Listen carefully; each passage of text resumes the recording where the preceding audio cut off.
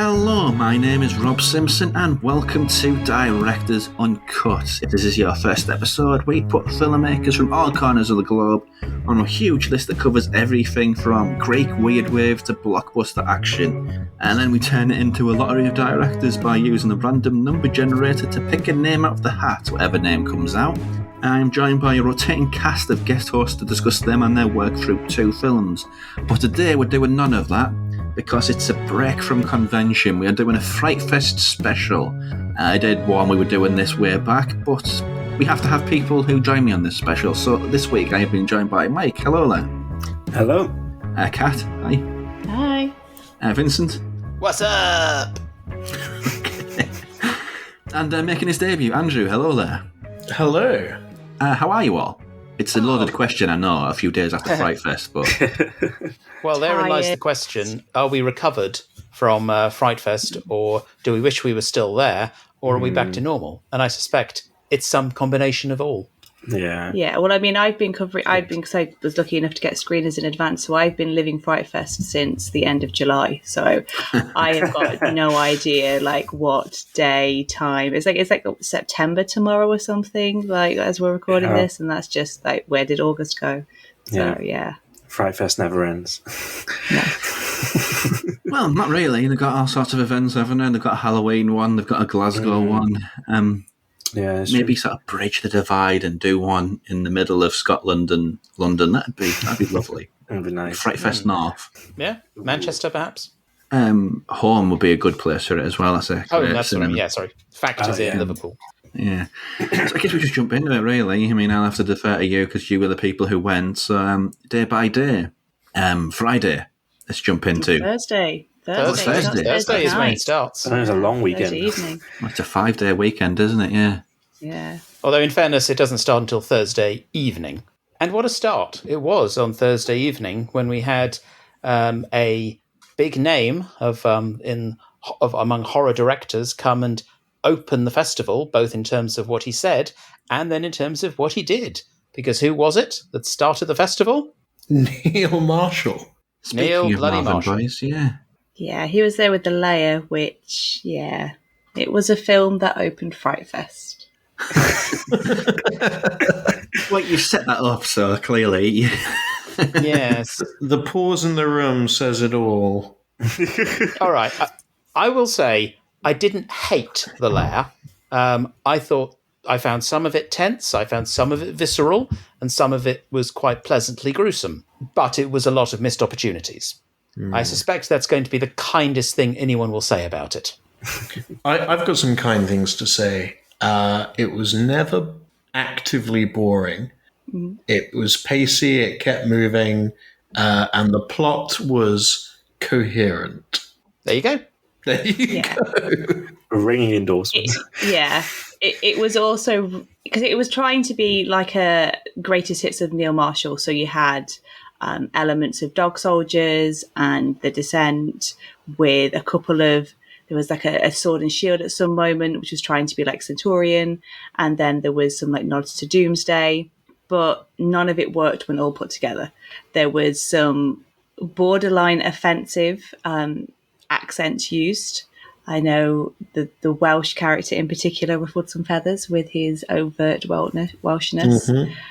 And just the lead character was supposed to be like a Sarah Connor, Ellen Ripley type, and she just didn't work. I mean, it's one of those cases where the lead character is pretty much responsible for the death of everybody in the film. And it's very hard to get behind a character like that, or at least that was my my feelings. Is it better than his last one though? Because he's not been on a great run, has he? I would say it's an improvement over The Reckoning. Yeah.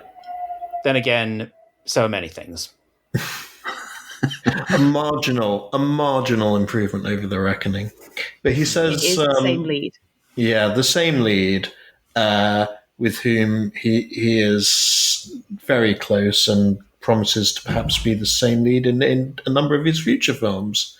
I would wager, and I believe he's now positioning himself as permanently moved back to the UK and permanently in this groove, and he's going to keep making films of this type in this budget range, and that's his career from now on, and he's committing to that. I think is the subtext of what he was saying at Frightfest, and if they were all as good as Dog Soldiers and The Descent, which is clearly what he's hoping, then that would be a pretty great career for anyone. Just like a low budget, almost this is maybe too high praise, but a low budget British John Carpenter thing where you're working the tension and the limited means and making something great out of that, which is what he did in Descent and Dog Soldiers, and is what he's now trying to do going forward again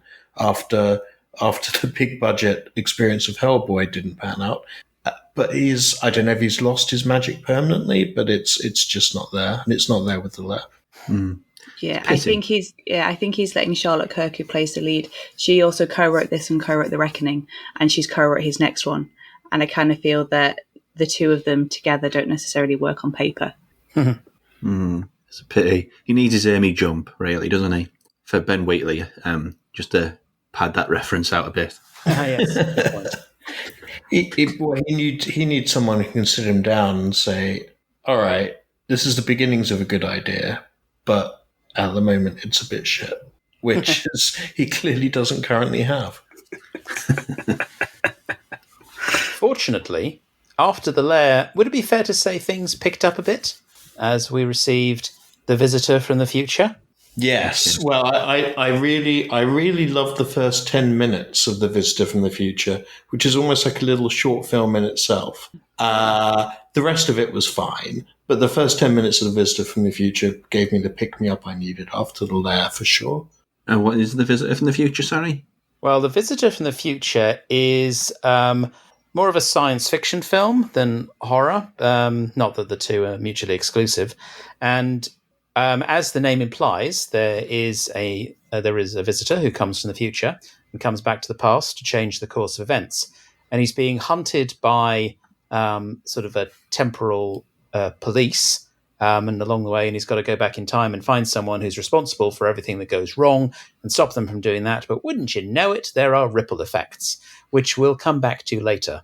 I enjoyed all of The Visitor from the Future. I think it could be described as very French, and I would describe it as trois colours bonkers, as it's like Mad Max meets Loki meets Dawn of the Dead meets Terminator.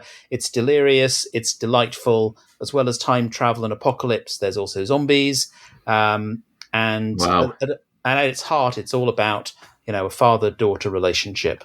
Sounds busy. It's busy, but it's got such joyous energy that I think I at least didn't stop to think about what was happening. That was me. Yeah, I enjoyed it too. It's actually based on a French TV series. It's the same director, same cast. They did 3 seasons. I think it came over here in some capacity. I'm not 100% sure on that, but it was definitely aired in France. I think it finished in 2017, 2018, and then they obviously decided to make a film. I'm not sure how the film tallies up, whether it's a direct remake or if it's a continuation of the story, but I found that aspect quite interesting, that a TV series that no one's heard of outside of France perhaps has had this film, which is now there on the IMAX screen. Did the same with The Returned, didn't it? A few years back, before that even. That was a film first, I think, and then a TV series. So it's like the other way around, really. But yeah. Okay. So following up a Visitor from the Future, anything else on the it was Thursday, is this? Yeah, there were some other things there. Those first 2 were in the main screen. I subsequently on day 1 I went to one of the Discovery screens and saw Croc.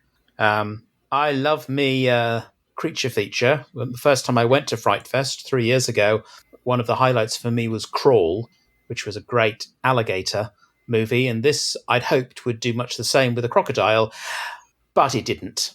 I thought it was shonky. It was, in some places, actually incompetent, because I could see the audio dub relay wasn't lining up, so you've got words coming and it doesn't match the way people's mouths are moving, and too much pausing when what you want, obviously, with something like this, is for it to be snappy, and instead it was kind of, well, it kind of crawled, ironically.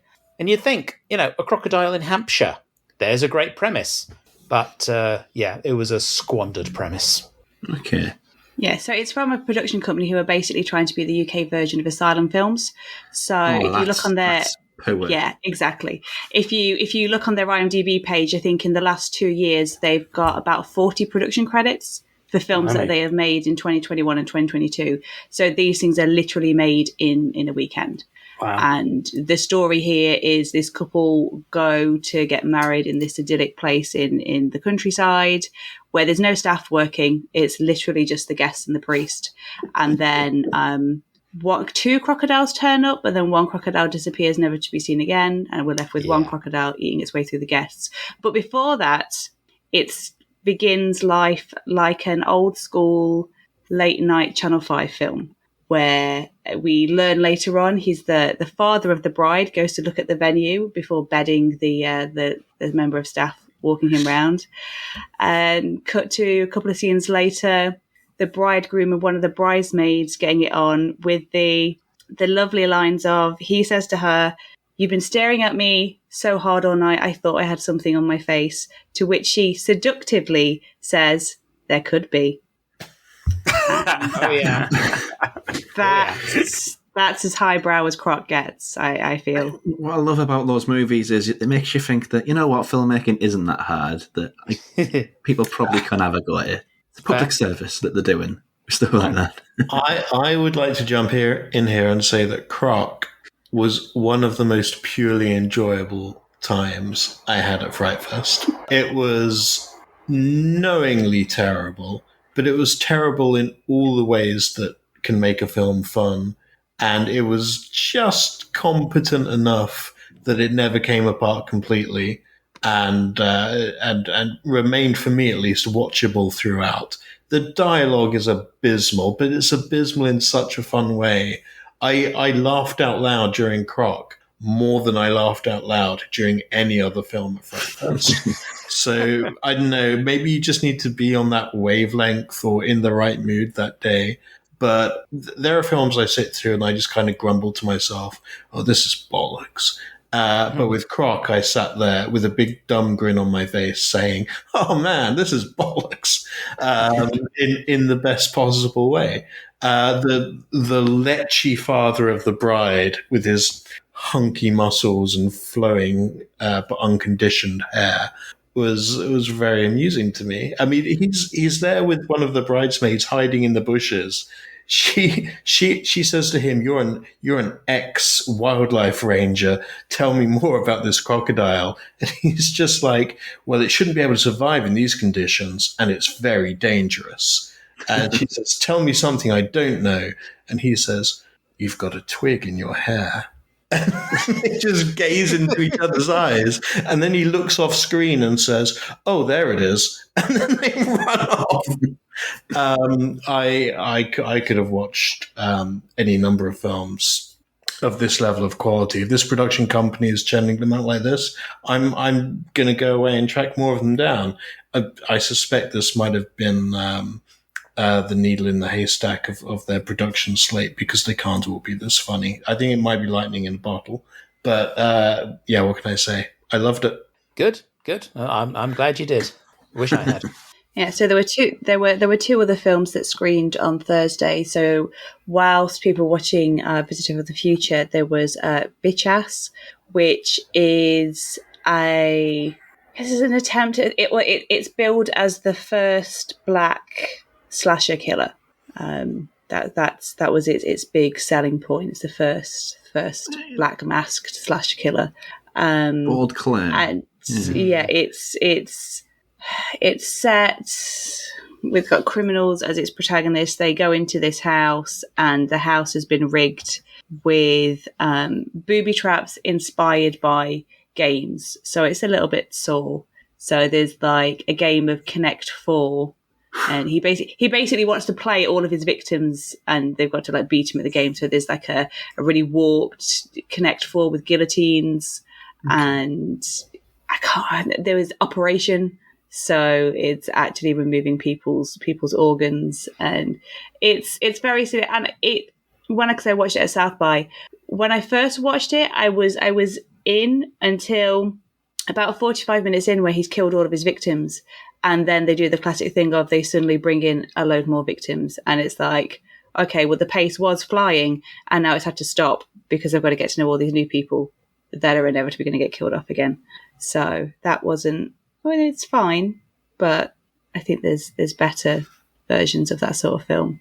Yeah. For me, Bitch House was like a throwback to the black horror of the 90s, like Tales from the Hood or particularly Bones and so on. But yeah, mixed with this weird board game spin on Saw, where he has these board game contractions and he wants to quite literally play a game.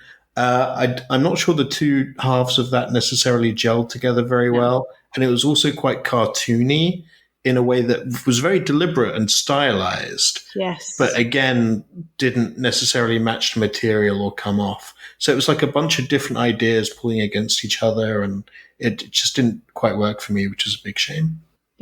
And then the last film of the day on Thursday was Scare Package 2, Radchad's Revenge, which is obviously a sequel to the anthology Scare Package.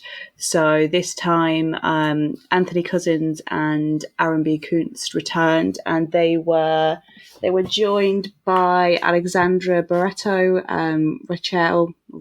Rachel Wiggins, and everybody's favourite producer, now turned director, Jed Shepherd, who brought all the host ladies into his story.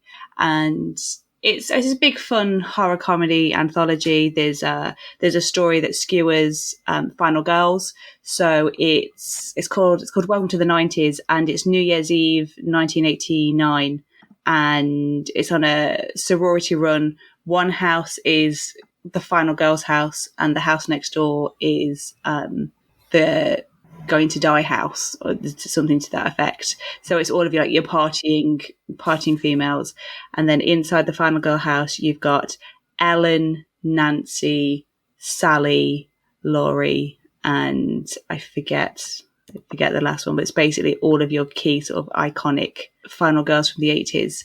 And the killer turns up, but they realise suddenly that the rules are changing, and the sorority girl from next door, Buffy, turns up, and it takes a spin. So that was a really good way to start the anthology off. And then there's a sequel to one of the shorts from Scare Package, and then the wraparound story again is very Saw. There was obviously a Saw theme going on Thursday evening, with just so many references to so many horror films. So if you like the genre, there was a lot to unpick and unpack.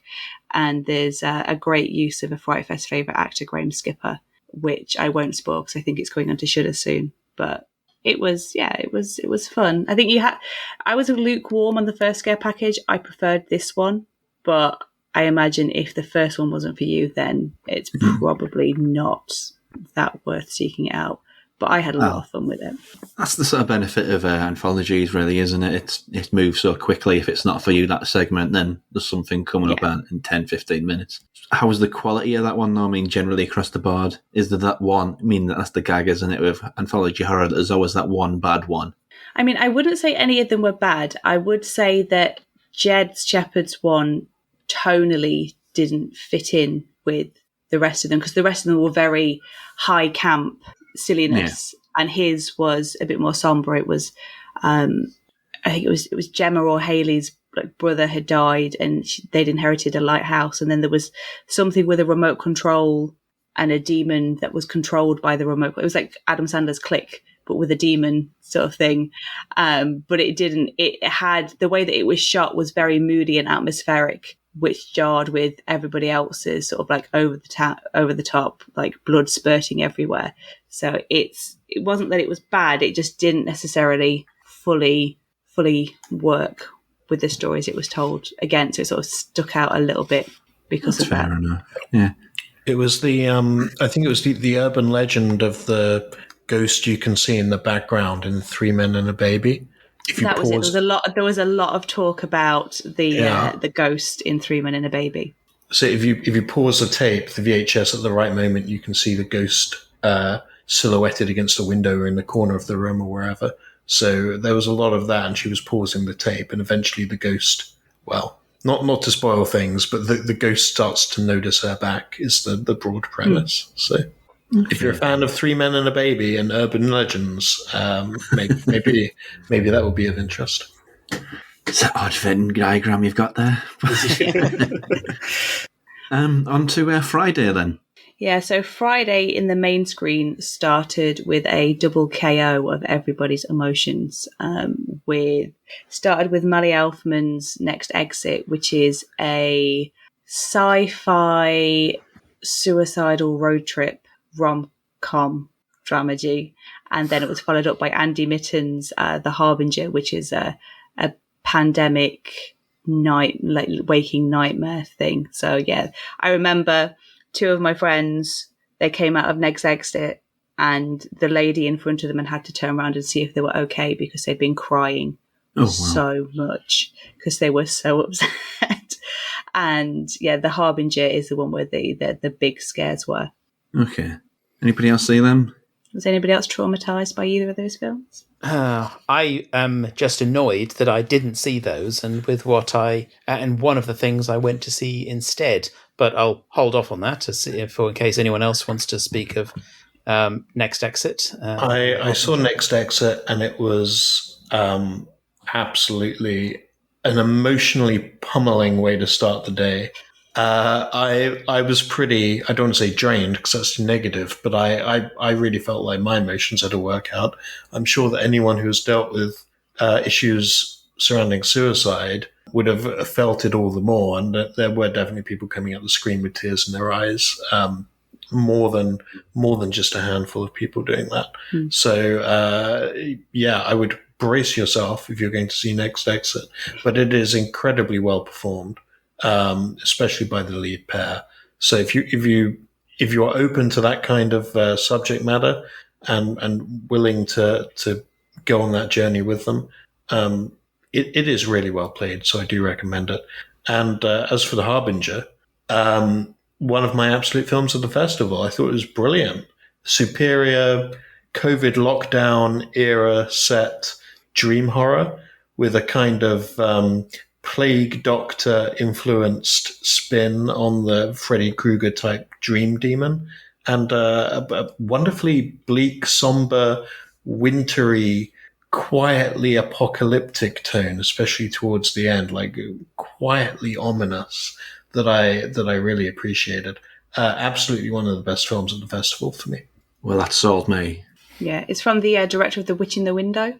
That was a wonderful film. Yeah, yeah, it's the same director, so it's more of what he did there, but just funneled into the pandemic paranoia. There's a sequence in that. I think it's where he's talking to his son, and his son's not there. He's like many miles away, and it's just the dread of that moment is really, really incredible. I think I'm remembering that moment right. Anyway, it's been a few years since that one was out. Yeah, that's it. So from them, Vincent, you were setting something up there. I was, yeah. So first film I saw on Friday was actually a sort of a double bill, because it started with a short, Blood Rights, which was heady if kind of confusing, combination of like teenage and occult horror about a trio of witches, young teenage witches, I think trying to feed on some man or other. Didn't entirely work. But that said, it worked better than the feature that came afterwards, which was Splinter. Now, Splinter is one of those very frustrating films that takes an interesting premise, because this had a really nice blend, potentially interesting blend of body and folk horror. But, oh my God, it was so incompetently put together. The plotting was leaden. The acting was literally wooden. And the directing was downright amateurish. There was actually a moment where I could see not just the boom mic, but the boom operator in the background. It's like, there's a guy talking, and there's someone behind him holding up a freaking boom mic. Good grief. Devil's advocating, though. Was it intentional, maybe? I don't think so, no. The film has a very kind of earnestness to it, in a matter of, it's a family, they're moving into a new home, The dad is, making the place look, it's going to be good for his wife. It's going to be good for the little kid. Then he gets a splinter in his foot. Yep. And, well, the infection that he gets from that splinter is needs more than antiseptic, put it that way. And it brings up lots of, and as I say, it ties into some interesting folk horror ideas. And then there's this long sequence where the wife gives this very detailed exposition about what's been going on.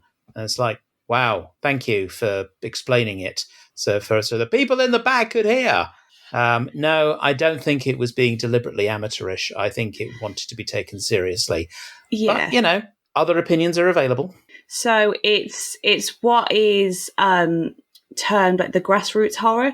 So it's the super, super low budget one. There was a film called, which one was it last year? There was one last year. There was a The Brilliant Terror. There was a documentary at Frightfest last year, The Brilliant Terror, that looked into the phenomenon. And it's basically people that are making these films for like a tenner of what they can get. And this is what I felt that Splinter was one of. It was trying to be almost like Stephen King's Thinner, because the wood that he gets his splinter from is from a redwood, and it's trying to explore the whole concept of, America colonizing this land and the people, the indigenous people, taking it back through this cursed wood, this cursed tree. So it had a nice idea, but its budget just wasn't there. And at 55 minutes long, I can honestly say it is the longest hour of my life that I have spent watching a film. I put it on at like 10:30 at night, thinking, I can squeeze one last screener in before bed, be nice. I'll be like in bed before midnight. And about 15 minutes in, I was actively fighting sleep. So I liked what they were trying to do, but they needed more budget. Like Vincent saying, they needed more people. They needed maybe to wait a while and do some sort of crowdfunding thing for it, because it just didn't work. Yeah, I will say I did run into the lead actor from Splinter, queuing outside the Phoenix Club, and lovely bloke. So I'll give it that. Okay. Lead actor's a nice guy. Well, I followed up Splinter with Daughter, which was something I was particularly looking forward to, and was a big improvement. Daughter is a slow, deliberate, and chilling portrait of imprisonment and oppression and patriarchal authority and all its associated toxicity. A young woman wakes up in a garage and is informed by this sort of senior man that she is now daughter, and she must address him as father, and now she's part of their family. And they can't go outside because there is apparently a terrible disease out there. Sounds familiar from there. And there's aspects of what could be considered a kind of religious fundamentalism without being explicitly any identified religion. And it's I found it very impressive. It's a wonderful kind of chamber piece. It's like, yes, we're all contained within this house, but there is so many different layers of oppression within that. Yeah, Daughter, I recommend. I also saw Daughter in that screening, and I really liked it. One of my favorite films that I saw that day, or indeed across the fest generally. It's worth pointing out that the father, the kind of fundamentalist patriarch, is played by, as he describes himself, Starship Troopers' very own Casper Van Dien. And the lead actress is played by, I'm going to mangle her surname, so I apologize, but Vivian Yo. That's a Vietnamese surname that I've probably mishandled. She is superb. And also, it's worth mentioning that whilst the first 2/3 of the film are relatively naturalistic, there are hints of something a little bit strange in the way the disease is described outside that make you think that it's something other than just a common or garden virus. That's even if if it even exists at all. The way it's described, it sounds a little bit weird. There are themes of objective reality versus subjective reality that are seeded throughout the first couple of acts of this film. And then in the third act, it leans into that a little more heavily in a way that I found really quite playful. So I'm trying not to give anything too much away, whilst also trying to encourage people to see it by pointing out that it's got a little bit more going on than simply a woman is locked in a house. It's definitely got some ideas going on there. So I recommend this movie. Really good. Yeah, I would also echo all of this and say go see Daughter. It's a first time feature from Corey Deshawn. Vivian, who is the leader's daughter, also produced the project.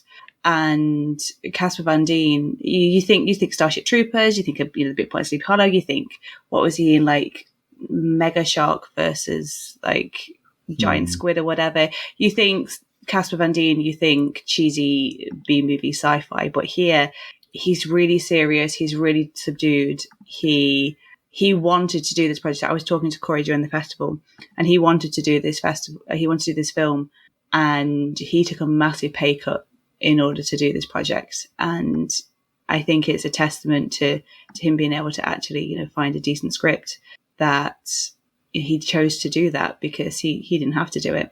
But I think that the thing for me, the story is compelling and immersive, as the guys are saying, but it's the way the film is on a technical level. There's just so much that you can read through the camera work. Obviously, initially she's brought in and she's told that she is now daughter. And when the camera is daughter and father, there's wide spaces between them.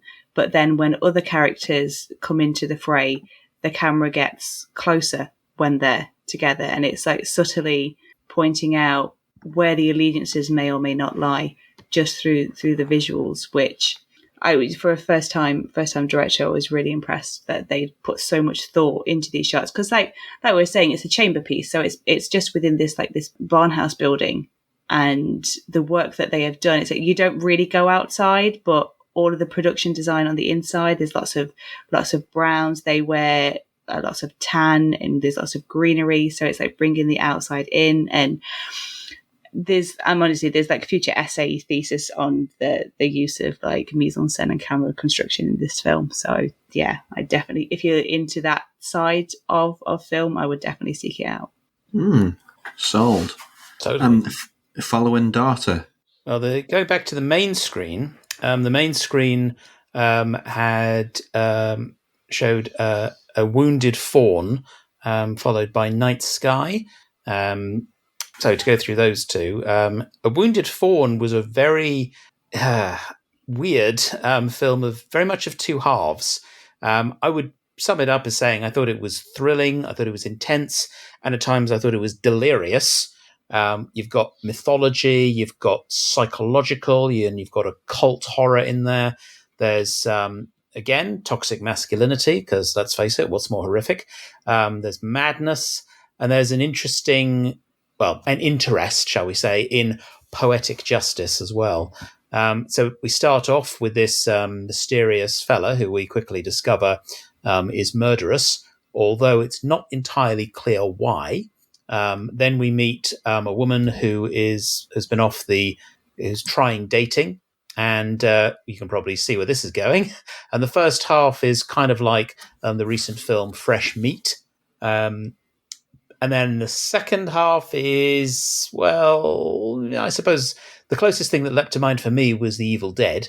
So I think it's an interesting combination there.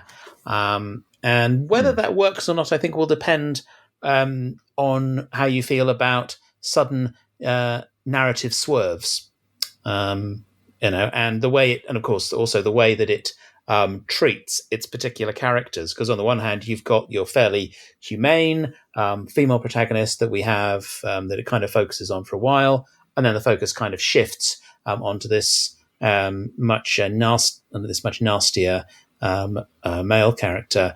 I will say I spent a lot of the time in the film wondering, okay, how much of this is it going on in the head? How much of this is Is this kind of a cult at work? And is there actually something supernatural? And I will say I liked the maintenance of ambiguity throughout. So overall, I would give A Wounded Fawn a thumbs up. But I believe it's been quite divisive. It was one of the most hyped movies pre-festival as well, wasn't it? Yeah, I mean, it's Travis Stevens that directed it. So Travis Stevens started off as a producer. He produced Cheap Thrills, Starry Eyes, 68 Kill. He's done a ton of work producing, and then he started directing with The Girl on the Third Floor, and then he did Jacob's Wife, and then A Wounded Fawn is the final in his gender trilogy. So Girl on the Third Floor was all about toxic masculinity from the man's point of view. Jacob's Wife was about femininity and how the patriarchy oppresses it in Jacob's Wife. And then this one is kind of pitting femininity and masculinity against each other. So it's sort of tying off that series. I mean, they're all very different films visually and narratively, but thematically there's a lot to tie them there. Travis shot this on film, and the film looks beautiful. It's set in the world of high art, and that's exactly what it looks like. He has literally lifted some of his imagery directly from paintings and sculptures. I forget the name of the artist there's a quote from an artist at the beginning, but there's lots of their paintings have been reinterpreted into frames. You probably won't notice it until a second watch, but in every single scene there is something that is red, and depending on where you are at the story, that red is more or less vibrant. So that's like he's just put art onto the screen in every way he can. And Sarah Lind gives a fantastic performance as Meredith. She initially appears like she might be the stupid character, like, why are you going to like this place with this man you've only just met? But she quickly reveals that she's smarter than she seems, and she is using her women's intuition, which may or may not be literally manifesting itself. And then against her, you've got Josh Rubin, who's known much more for his comedy. He's moved into directing recently with Werewolves Within and Scare Me, but he's primarily known for his comedy work. And here, he is so good at this menacing man-child, because his whole persona is that he just doesn't like to be told no, or that he can't do something by a woman. And yeah, I could talk for days about Travis's work, and I love A Wounded Fawn. Did you see it, Andrew? I did see it. I did not like it as much as some other people did. Mm-hmm. It's fine. I thought it was beautiful in places, absolutely. I kind of like the first half, where it's more of a trad psycho thriller kind of plot line, where the guy's evil and he's up to something, and there's tension from the woman being a bit unsure about him, but not knowing what the audience knows, which is he's definitely a bad guy. It's got that 2-act structure with the switch in the middle. And the second half, I like movies that play with ambiguity. How much is subjective reality, objective reality, what's really happening? Is this hallucinatory, etc., etc.? For me, it didn't. For whatever reason, I probably need to go back and do a rewatch to work out exactly why it didn't work for me on this occasion, which was a shame, because I was kind of into it. And I love the art of Leonora Carrington, who, as Kat mentioned, her quote opens the film. She's famous for her surrealistic paintings of that represent femininity and gender archetypes in various ways, and she's painted a lot of bird-headed people, bird-headed women, and all of that imagery comes up throughout the film. There's even a close-up shot of one of her books at one point in the film, so she's obviously a big influence. So I had high hopes because of that, as well as for many other reasons, but it didn't quite work out for me. I think. Maybe I'm just making an assumption here, but there's a lot of Greek theater references, and I feel like it was probably drawing from Greek mythology in ways that kind of went over my head. So maybe there's a whole other layer of meaning there that I just wasn't getting. But for whatever reason, I was not on board by the time. I was not on board by the time the end credits came along, except the end credits themselves were the best end credits of the whole festival. So at the last minute, there was a nugget of excellence that I was really on board for. Brilliant end credits. So there you go. A good lesson in staying to the end of the film, because you never know, you might suddenly get something that delights you. Okay. What did you follow that with, Vincent? You said there was two. Yeah, the next one in the main screen was Night Sky. Now, we've already mentioned Next Exit. Night Sky is another road movie. It's a road movie that is, for my money, quite tense and moving. It's, I think, more sci-fi than horror again. And a bit, it's got bonding, and there's pursuit. There's a real sense of redemption. And I felt it was very much a film about kind of rediscovering humanity. We start off with this petty thief who's been badly hurt, and this woman finds him and fixes him up, and then says, they're in Los Angeles, and she says, "You're going to drive me to New Mexico." And he's like, "Am I?" And yes, he does. Off they go. And along the way, there are a lot of encounters with okay, to be very reductive, with the landscape. It is this is truly a film, I think, that makes the American West, captures it in all its beauty and its kind of sublime majesty. If anything, what it actually, just thinking about it now, what it probably reminds me of the most, even though it's got elements of Close Encounters of the Third Kind and Starman and other films of that ilk. Oddly, from a visual perspective, it probably reminds me most of Nomadland, Chloe Zhao's Oscar winner. Okay. It is a film of really quite stunning beauty on the grand visual scale, look great on the IMAX screen. But having said that, it's also, I think, quite a beautiful tale about humanity and connection. That's my feelings on Night Sky, I believe. But to be fair, I'm selling it short. Kat has spoken about this far more eloquently. I was put in the spot. So Night Sky, it's directed by Jacob Gentry, who did last year's Broadcast Signal Intrusion. This was made before he's been sort of going back, and he wasn't happy with the first cut, so he's been going back and tinkering until he's made what it was. Literally, him and a couple of other people jumped in an RV before the pandemic and travelled cross country and filmed this film as they went. So you've got Brea Grant, who was also there with Torn Hearts, which we'll get to later. So she was the lead female, and then you've got AJ Bowen as the male lead, and Jacob did the cinematography as well. And it's a film called Night Sky, so there's a lot of sky in this film, but they are really beautifully rendered skies.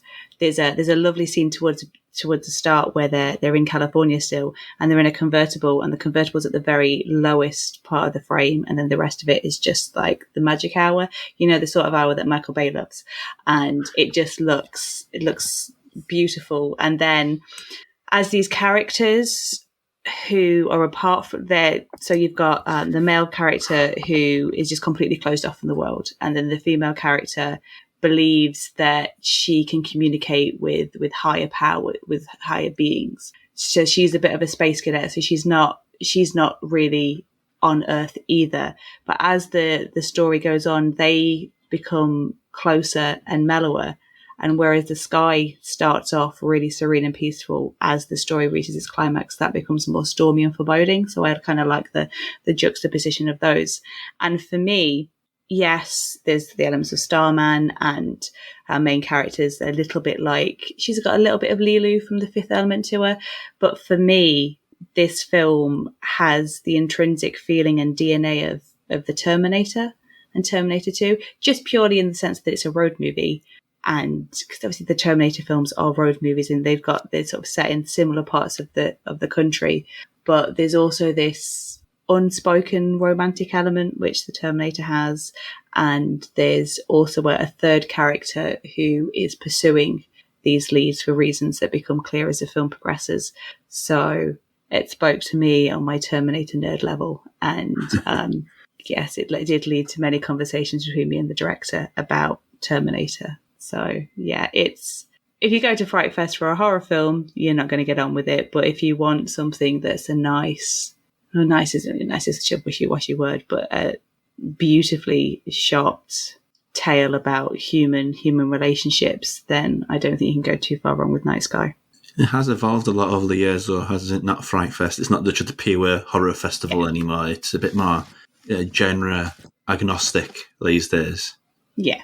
I unfortunately had to duck out for the entire second act of Night Sky, so I think it's best if I don't comment. The impression I got was of a kind of budget starman that left me a little nonplussed, but having heard Kat's description, I now want to go back and rewatch it and see what I missed. So please do not take my words as having any value whatsoever on the subject. What I can say is that opposite A Wounded Fawn was Orchestrator of Storms, the documentary on the French director of the Fantastique, Jean Rollin. And I was lucky enough to see that a little ahead of Frightfest, so I've seen that as well.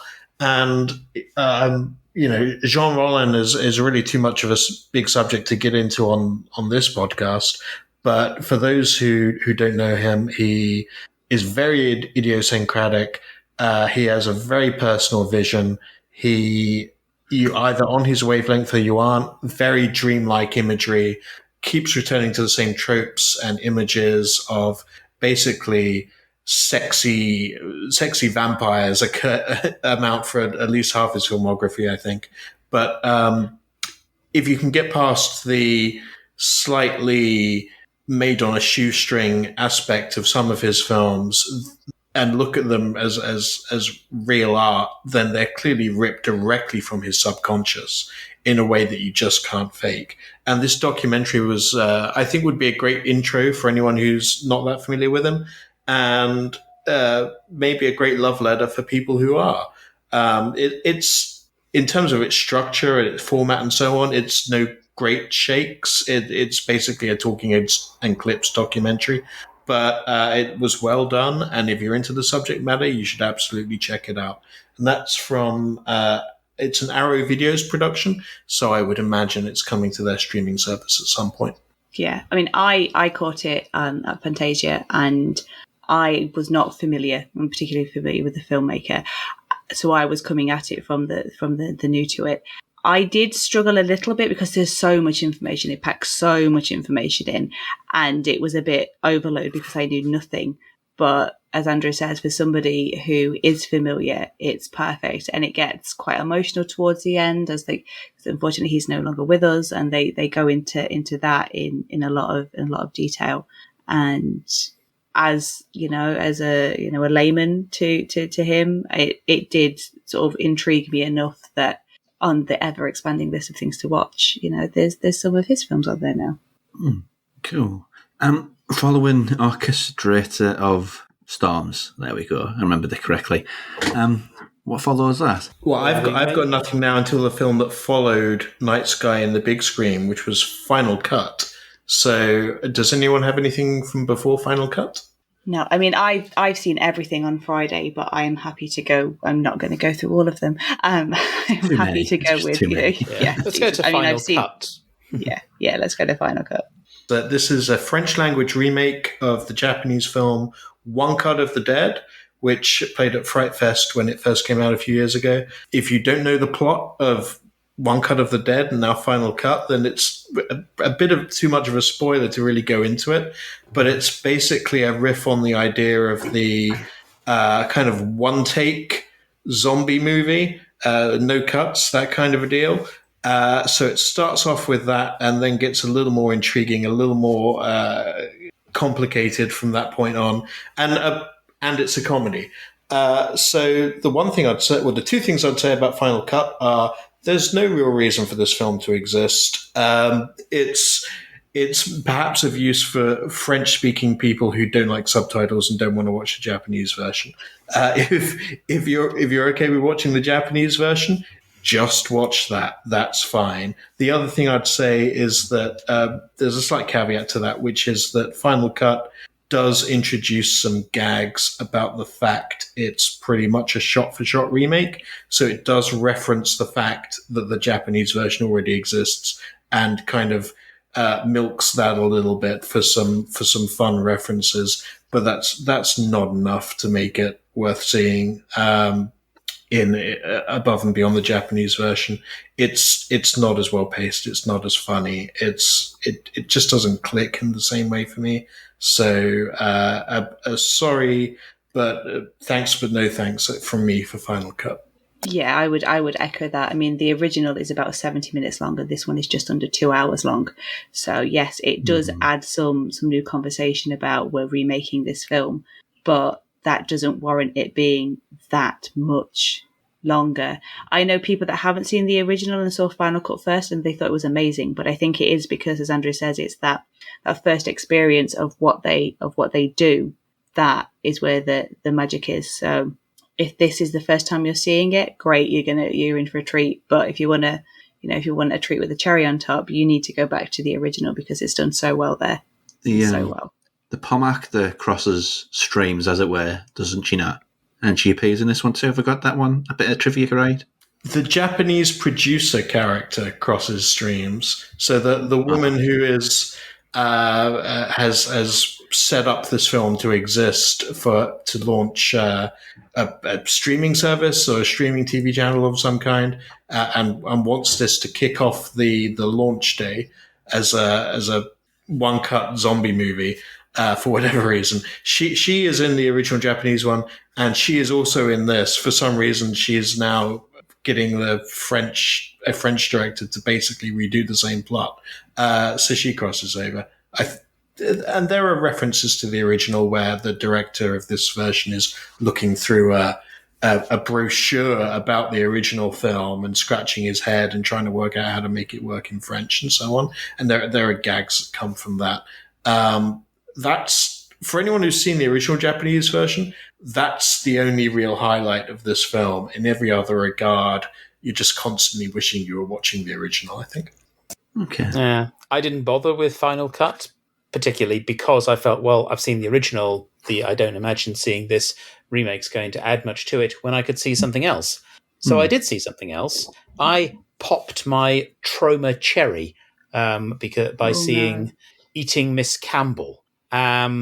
Yeah. There's been stories about this one, hasn't there? On social media.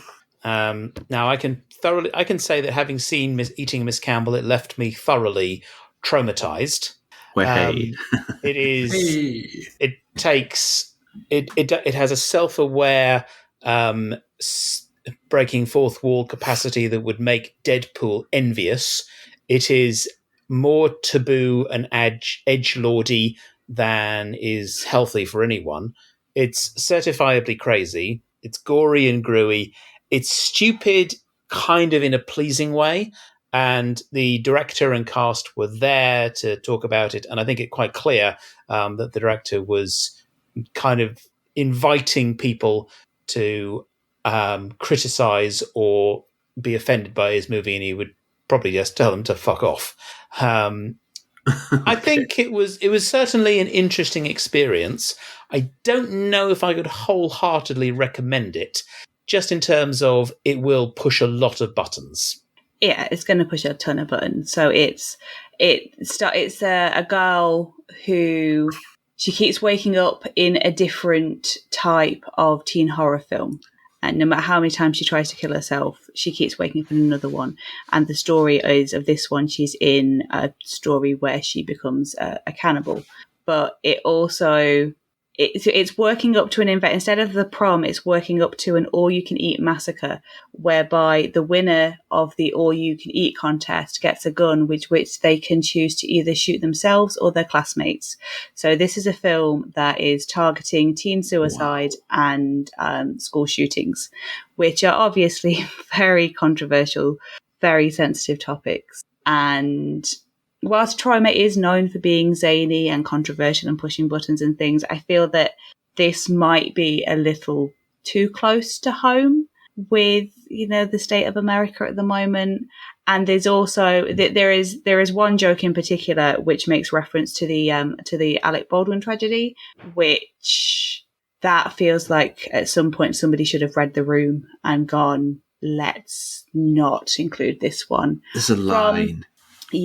From a technical from a technical standpoint, the costumes are great. Our lead is a riff on Wednesday Addams, and the Mean Girls are a pastel Heather's affectation to their costumes, and the Miss Campbell, who is the teacher, which the lead becomes besotted with, has a very Betty Page sort of look and feel to her. So from that point of view, it's done that the gore is excessive and over the top, and the practical effects achieve what they set out to. And there are a ton of callbacks and nods and homages to every sort of teen movie going. Like the Mean Girls are literally described as the mean girls who are as rich as Heathers, but are hooked on Jawbreakers and Tragedy Girls. It basically mentions like all of the key teenage mean girls going, and it's fun at the start, like, oh, it's referencing this, it's referencing that, and then it just repeatedly beats you over the head with the references to the point of you just want them to stop. So it's, if you remove all feeling from it, it's a passable comedy, but the topics that it deals with are just so uncomfortable that it's hard to laugh. It's hard to laugh at the idea of, someone killing themselves or their friends. It's pretty much ensured that it's got to almost vanish as soon as it appeared with themes like that at this point in time. It's torn deaf. Yeah. Not even having seen it, just from what you've said. It's... yeah. So something picking up the mood a bit, maybe. I can lift the mood a little because also in that slot was Who Invited Them, which I loved, which is in the process of coming to, I think, the Shudder platform right now. So by the time this podcast is out, you should be able to see it on Shudder. It's a middle-class family or a middle-class couple in a new house in a lovely... a well-to-do neighborhood, and they have a house party, and then there's a couple of guests who claim to be their neighbors who just kind of hang around and don't seem to leave the house party. And it's one of those, there's been a few of these recently, like what was the name of that other film? Anyway, it'll come to me. Films where an evil, manipulative person or pair of people play on the politeness of the main person or the main couple, and there's kind of horror comedy of manners that results where they're just kind of like got these fixed grins and are being manipulated and are too polite to get away, like it's too polite to get out of the house, too polite to call the police. And there's been a few of these recently, and this is a great example. It is pretty obvious from quite early on what the deal is, which is a shame, but it doesn't matter too much because it's just so well played, just so well written in every other regard. Really tense, quite funny as well, really sharp on the kind of lies that couples can tell themselves or tell each other to kind of get through a relationship, make a relationship work. And the ending is really quite playful in a way I liked. So the ending might lose a few people, but I really dug it. So that's a big recommendation from me. Who Invited Them? Yeah, it's directed by Duncan Birmingham, and it's got Ryan Hansen, who was one of the supporting characters in Veronica Mars, and Timothy Granaderos, who was in 13 Reasons Why. He was the I can't remember his character's name, but he was the one that got heavily into the drugs. He was the boyfriend. And yeah, as Andrew was saying, it's just really playful. You can see where, if you're familiar with this sort of film, you can see where it's going, but there's a lot of fun with it getting there. And it's this sort of like older, I say older, but they're probably like my age. So like mid to late 30s couple, they've got a kid who's away for the night. And then this much younger 20-something couple come in, and they don't want to seem uncool. So they kind of go along with a lot of things because they want to impress the neighbours and like get down with the kids. And I think as somebody who has literally just spent their weekend, like forgoing all the grown-up responsibilities that come with being a mother, I completely understand why they do what they do to some respect. So, but it is, it obviously being released this week. It is a great sort of like Friday, Saturday night comedy thriller to sit and enjoy. The film I was trying desperately to remember was the Danish film from earlier this year, Speak No Evil, which has a couple going on holiday to the home of another couple that they met on holiday, and similarly having trouble extricating themselves or separating themselves from this couple because they're just too nice to deal with the obvious danger. So it's a theme I like, and it's really well done here. Yeah, I mean, it becomes horribly apparent to me that is who I am. It's, who would you be in a horror film? I would be one of these really polite couples that would end up in a lot of trouble. So that Speaking of Evil is coming out to Shudder pretty soon, is it not? Yeah, it's another one that's coming out soon. Yeah, they've been very busy bunnies over at Shudder. I would just give a couple of quick honourable mentions to Hounded, which is I believe it's the first film that Signature Entertainment have had a hand in the creation from sort of script to screen. It's a good versus evil, rich versus poor. Basically, an elite Tory family who've had a fox hunting band have decided that, okay, we can't hunt foxes. Why don't we hunt criminals or ruffians? So some down on their luck, impoverished criminals get caught up and end up as fodder for the fox hunting trio. It's got Samantha Bond in as the leader of the rich, and it's got some nice there's a bear trap, there's bits with dogs. It's got a humour to it. Feels horribly resonant in today's climate, and you have to wonder how some of the more upper class people with certain political views will view the film as opposed to others. And then the final one for Friday would be The Breach, which is from Rodrigo Gadino. I probably butchered that. I do apologise, Rodrigo. And it's a sci-fi body horror Cronenberg mad science Reanimator, Invasion of the Body Snatchers sci-fi tale, scored by Slash himself. So, if nothing else, it's got a hell of a soundtrack. To Saturday. Yes. So Saturday kicked off with Benson and Moorhead's Something in the Dirt. Now I know Benson and Moorhead have their ultra fans. I quite like them typically. Something in the Dirt was very much a pandemic movie in that it's set almost entirely within and immediately outside one apartment, with a few short scenes set elsewhere on a beach and so on, and a bunch of archive footage spliced in as well. So you can see they're trying to do their best in pandemic circumstances and come up with a plot that can work in that situation. It's a paranoid conspiracy, rabbit hole, thriller type deal with the narrative. So if you're into Umberto Eco and Thomas Pynchon and that kind of thing, where you're uncovering the truth and then you start to get worried that maybe you're just burrowing down into your own mind and nowhere else. It's that kind of a deal.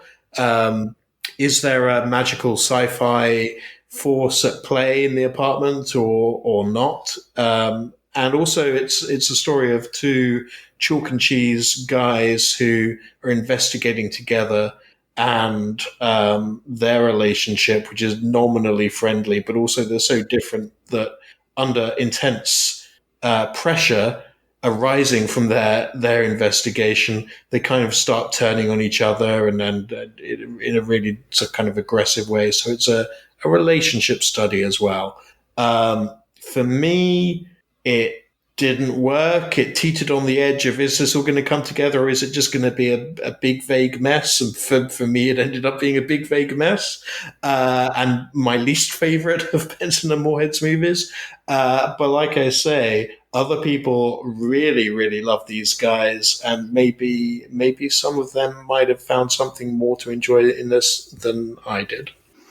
Yeah, I say I consider myself like I quite like Benson and Moorhead. So actually, I was only there for the Saturday, so I've been just enjoying listening to everyone talk. I really like this. I think it's very much big. If you don't get on board with it, it'd be very easy to fall off because it was a strange thing of like it felt long, but I didn't mind because as it was sort of going on, it was very much the feeling of, oh, where is this going now? Because it sort of takes. It's not even like there are sort of narrative sort of twists and turns, but they're not like major ones. But it's just that strange sort of sense of like you don't know where you're going, and that's the journey that the characters are on as well. So I probably actually of the one I haven't seen Spring, it's the only one I haven't seen, but it's probably my favorite of theirs because I think it felt so probably because it was so localized in, because it was so small in scale. I think it's literally filmed in their apartment block. That is where Benson and Moorhead live. It's the place they know.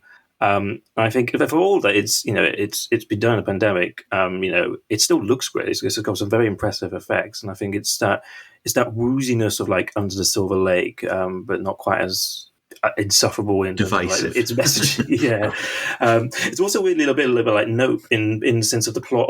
The plot is basically two people wanted to capture footage of a strange occurrence, and I think this and Nope would be quite an interesting double bill. And I think they both work in that. They take a quite small story, but it feels bigger than that. So yeah, I really jived with it. Yeah, I do as well. I'm Team Moorhead. I've seen everything that they've done, including the work that they've done within various TV shows. And this one, it feels very personal to them. I guess part of that is because they were filming it literally in their own front room during the pandemic. Most times there was only 3 people in the room. So there was Benson and Moorhead, who were also the stars of the film, and then their producer, David Lawson. And whichever one was acting, the other one was filming. So it's that intimacy during filming translates onto screen. But also there's a lot of, they start talking about various things. They tell stories to each other, these two, Levi and John, they tell each other these stories, and then there's them talking about different theories and things, and all of this is backed up with stock footage, and some of that stock footage is actually home videos from Benson and Moorhead's childhood. So it just feels very much like they have just put themselves up on the screen, which as somebody that's been following their career and the trajectory, I mean they're about to shoot Loki season 2. It's quite nice that although they've done Moon Knight, they've then had the chance to come back and do something that's very much them before they inevitably get swept up into this Marvel machine, and then we never see them again. As long as they have or continue to have that one for us, one for them mentality. I mean, that's what I would hope. That's what I'd hope that they're that sort of filmmaking duo. It's also like off the back of like Synchronic, which I only saw like just before the festival, so I was catching up on Benson and Moorhead. And Synchronic for me, I was disappointed by because it felt like it was going to be a Benson and Moorhead film, and then it sort of had to decomplify. It had to sort of simplify its ideas into a very sort of less interesting form. So it was quite nice to see them sort of really dive into these ideas and just focus in on what they do best, which is just exploring these ideas and telling these strange little worlds. Yeah, I mean, no disrespect to Jamie Dornan and Anthony Mackie, but my big issue with Synchronic was that it wasn't Benson and Moorhead playing the characters. Yes. Because they were these characters who were supposed to have been lifelong friends, and it was very obvious to me that Dornan and Mackie didn't quite have that dynamic. I mean, when you know that dynamic is sitting just behind the camera and is capable of acting, you just think, well, this is obviously a studio decision to like, no, we need some names. We need to bring the punters in.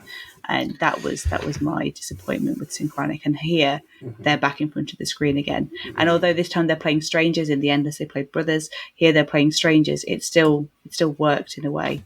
And also have to give Benson props for fully embracing the Kurt Cobain bleach blonde grunge look throughout, because that's not an easy look to pull off. So you didn't recognise him at first. Well, while I didn't see Something in the Dirt, and I have seen some of Benson and Moorhead's other stuff, so I will check it out later on. Saturday for me was all pretty much hits.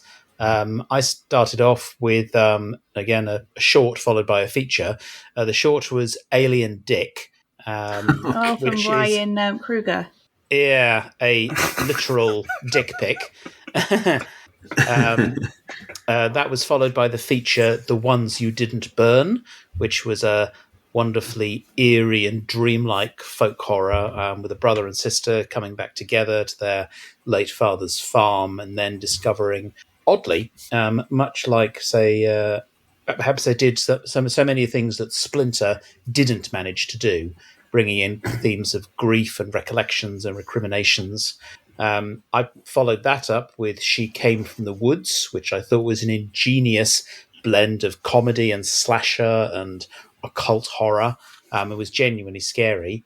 After that was what was probably my film of the whole festival, Lola, which was just stunning and terrifying, properly kind of political horror warning of hubris, as well as having some musical creativity and a thing I'm very fond of, which is critical nostalgia. And then after that, a bit of a downer, but something I enjoyed, but I know it's been quite divisive, which was Dario Argento's latest Dark Glasses, which I thought was brutal and gory and had some really terrific style. And did, I think, some interesting things in terms of presentation of the victimized. The question so that was my Saturday, very shortly. With Argento is he went off the deep end, probably more harsh than any director in the horror genre has for maybe ever. Sort of a post mid-90s. I'll say this: his last good film for me was 2001's Sleepless, and Dark Glasses is his best film since Sleepless. So he's back on his kind of 1990s through to 2001 level of quality with Dark Glasses, which is a relief after the slump of his Dracula movie and Giallo and etc. All those noughties movies he made, which were just by all accounts pretty terrible. He's back up to his decent level. I really quite like Dark Glasses. I like the first two acts. They felt like classic, not masterpiece Argento, but classically stylized Argento. You could tell it was him. He had the feel of Argento to it. So I had a great time. The last act was, this is effectively a blind girl gets chased around thriller, of which there have been many examples and many good examples, or at least a handful of good examples. And the best ones are always quite ingenious in how they show the blind character dealing with the fact that someone who is sighted is coming after them and kind of turning the tables and so on. And they can be quite smart about it. Unfortunately, the third act of Dark Glasses is mostly just the blind protagonist running around in the woods screaming or and panicking. So that was unfortunate. In every other regards, I really quite liked it. There was a thriller called See For Me that had a similar premise that came out a couple of years ago, I think, which I think made the most of that plot better, personally, in my opinion. I've only seen literally. I think I think Julia's Eyes had gone back a little bit. I think that did it pretty well from memory, but that's about a decade old now since that was released. Yeah, because I've literally only seen two Argentos, so I came to this very much sort of I'd literally just seen. I realised I'd only seen Suspiria, so I'd quickly fit in Bird of the Crystal Plumage before I came to Frightfest, so I could at least have an idea of what to expect. And it was fine. I will admit that I'd had probably a few too many drinks at the pub, and I did sort of drift off a bit in the final act. I think I woke up for the inexplicable eels or snakes or whatever they were in there for some reason. But it was quite, yeah, exactly. Yeah, I thought it was quite decent. I had a very good dog.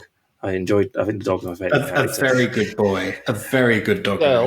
Good girl. And it will also just be on the other side of the fence for She Came from the Woods, which is the only film I didn't really like from the whole day. I lost patience with it quite quickly. It was doing like an 80s pastiche, but it wasn't doing it as fun as I wanted it to be. And I think that when he was playing it straight, it was fine for a while, but after a while, it was fine at first, but it sort of became less convincing as I went along for me. So I was a little bit disappointed with that. I'm sorry I missed Lola. I heard a lot of good things about Lola, but that's because I was seeing Hypochondriac in another screen. You're going to miss Lola, making sure it's for Hypochondriac. Yeah, well, that's exactly. Yeah, it was just, I'd heard about it before, and it was the one Discovery book ticket. One Discovery screen I saw, and it was one I booked because I was very intrigued by the premise. Because as the title card says at the start, it says it's based on a real breakdown. So it's about a man, Will, played by Zach Villa, in a best performance at the festival for me. It was an unbelievable performance he gives. Who he works as a ceramicist, and he has had, and as a child, he had a troublesome childhood with his mother who had bipolar, and she's now been out of his life for 10 years, and then she starts to come in contact with him again, and that sort of triggers a series of it triggers a sort of breakdown, and that he sort of starts to lose the feeling in his arms, which may be traced to an accident that he has at work, but he sort of becomes it's a real affecting movie in that you are in his head as he is experiencing this disorientation, this disconnection from the world, and he has his partner who's trying their best, and he doesn't want to be a burden to him. So it's kind of hard to describe because it's quite affecting. Is what I think you come out of it, you just sort of have to sort of decompress a little bit. I think a lot of people were really hit by it. I think it's a director did like a little introduction before. He mentioned Donnie Darko, and that's very clear, especially because you get these manifestations of his man in a wolf costume, very similar to the way you get Frank the Bunny in Donnie Darko. And for some people, that's probably a bit he was too similar to Donnie Darko. I didn't mind it personally because I think it worked in a really different way. It's interesting. He also said in the Q&A afterwards that the horror, as he was developing, came last for him. I mean, you can sort of tell it does feel more like a drama than a horror, but then at the same time, it's still all seamlessly combined. I really loved it. I thought it was a really, really effective piece of work. I've adored Hypochondriac since I caught it at South by Southwest. Literally, I think I watched the screening like 3 or 4 times before it expired. It's written and directed by Addison Hyman, and as the title card at the beginning suggests, it's based on his own mental health breakdown.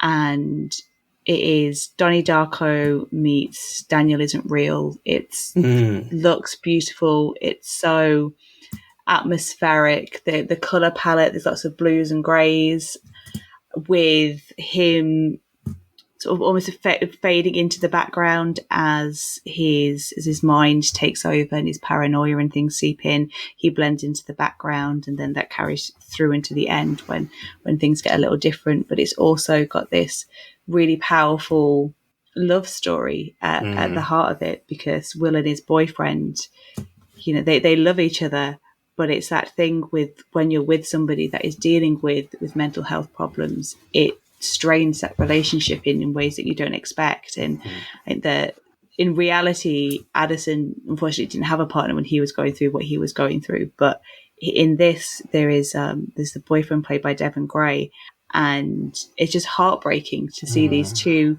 characters who are so close together at the start just slowly get ripped further and further apart as this, the mental health just declines and takes over. And yeah, there's some like spooky imagery and stuff, and it's the manifestations of the wolf, but it really hits home to anybody that has suffered with like parental abuse, or has had a parent with mental illness, or has had suicidal thoughts, the breakdown of a relationship. Even the boss, played by Madeline Zimmer from like a Cinderella Story and stuff. She's known, and she was in the first Collector film. She's known a lot more for sort of comedy roles. She's like this influencer wannabe, and like he comes to her with a problem, and she's like, I don't have time for that. Like selling ceramics is my business, not like dealing with your problems. And I think even just from that point of view, anybody that's had that disengaged boss in retail, you can identify with. And I know that there was a lot of people that had to remove themselves from the screening because it was too much for them. It spoke to them on a really deep personal level. And I just think it's a massive shame that Frightfest put it on in one of the smaller Discovery screens, because I think that this film deserves to be seen by as many people as possible, because it's got such an important story to tell. Yeah. I just want to go back to Lola, which has been mentioned a couple of times. This is a found footage British movie that's unlike most found footage movies you might ever have seen. It's set around 1941, which is already unusual for a found footage film.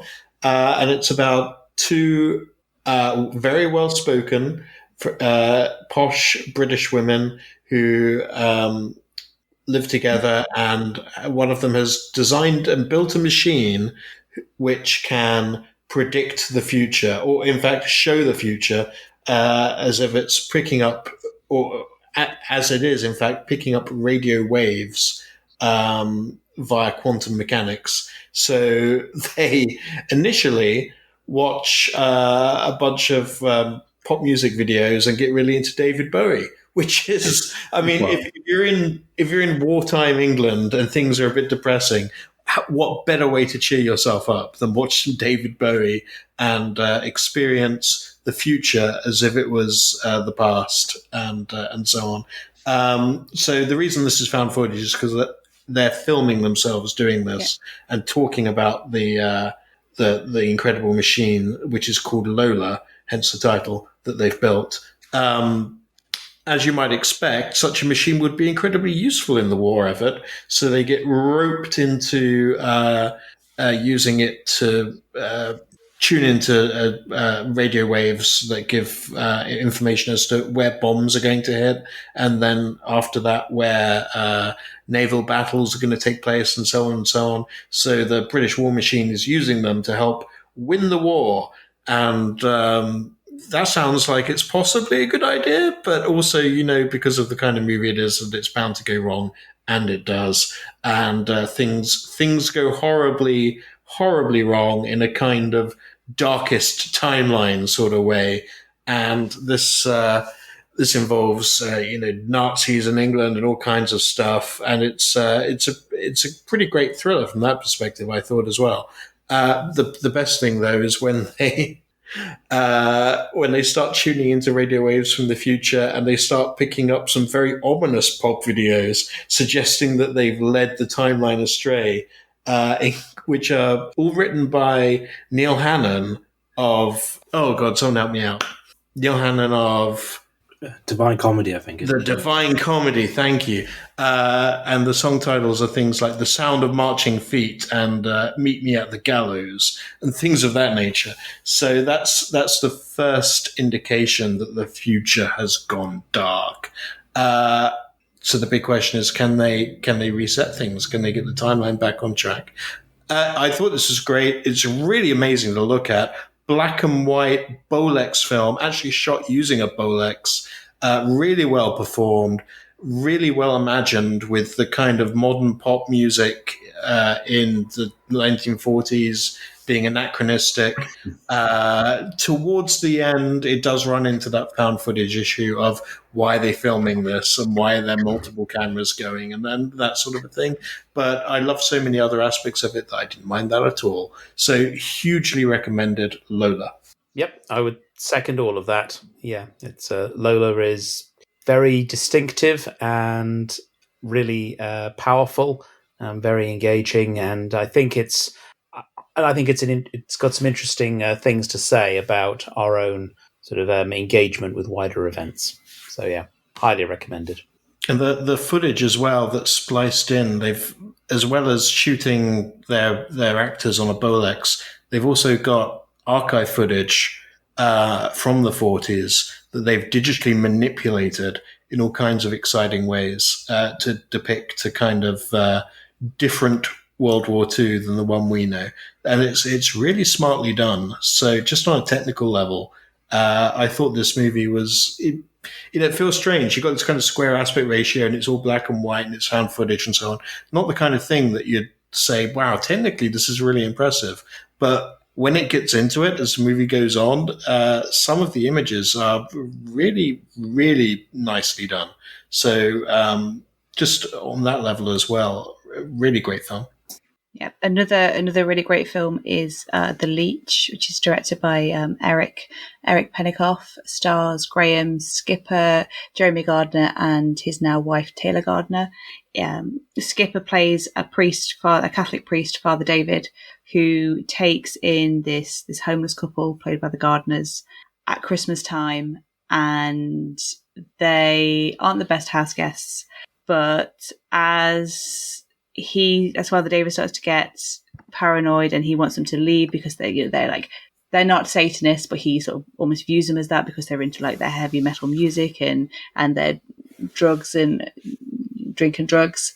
But as the film progresses, the title of The Leech starts to link more to him than to them, and it's this really it's funny, it's like a dark comedy, psychological thriller. I think we can all relate to that house guest that wouldn't go, but this takes that to the absolute extremes. And just the performances, Jeremy Gardner, who is a director as well, he did After Midnight, and he starred in that. Him and Taylor starred in Pennicoff's last film, Statistic Intentions, and they're just so good as this sort of like white trash hillbilly couple that just come in and take over and are completely believable. And Graham Skipper, he's a staple of Frightfest for like the last 6 or 7 years, he again gives a role that he hasn't given us before. In Father David, he's really jolly at the start, and then he becomes something much darker. And it's nice to see Skipper get to do that. But at the same time, Pennicoff's like direction is just so good. There's a scene where the 3 characters play the classic getting to know you thing, which was also seen in Exit, the Never Have I Ever game. That was a staple of any CW show that I watched as a teenager. There was always an episode where they played a game of I Have Never, and that here has so many implications for where the story goes.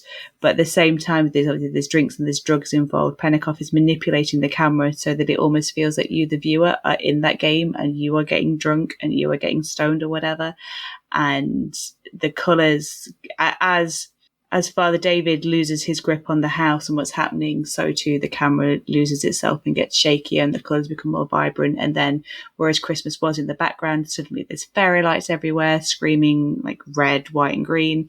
And it's just a lot of fun. Frightfest normally have a few Christmas horror films. This year, I think The Leech was like one of the only ones. And it's coming to Arrow in December, and everybody should have it on their Christmas list because it's just this fun, twisted, crazy little film that was made in the pandemic during a snowstorm in one little house over like a couple of weeks. And yeah, I was worried when the pandemic happened that a lot of Frightfest films were going to be like, it's pandemic. But I think the filmmakers have been really inventive with what they've managed to achieve during that time. Well, that's the classic ideal, isn't it? Low budget horror brings out the invention, and if the pandemic did anything within the horror community, it just sort of cemented that idea. Maybe brought it back out to play a little bit. It'd gone missing for a while. Yeah, I mean, Eric's previous film, Sadistic Intentions, is all set in one house. And so they'd kind of already, I think Jeremy at the time when they were making it sort of said to Eric, like, well, we've already done this once. So we know that we can do this in a pandemic. And yeah, I think the low budget horror guys have really come into their own during this new restricted way of working because they've already had those restrictions in place for years. Mm-hmm. Indeed. Anything left for Saturday?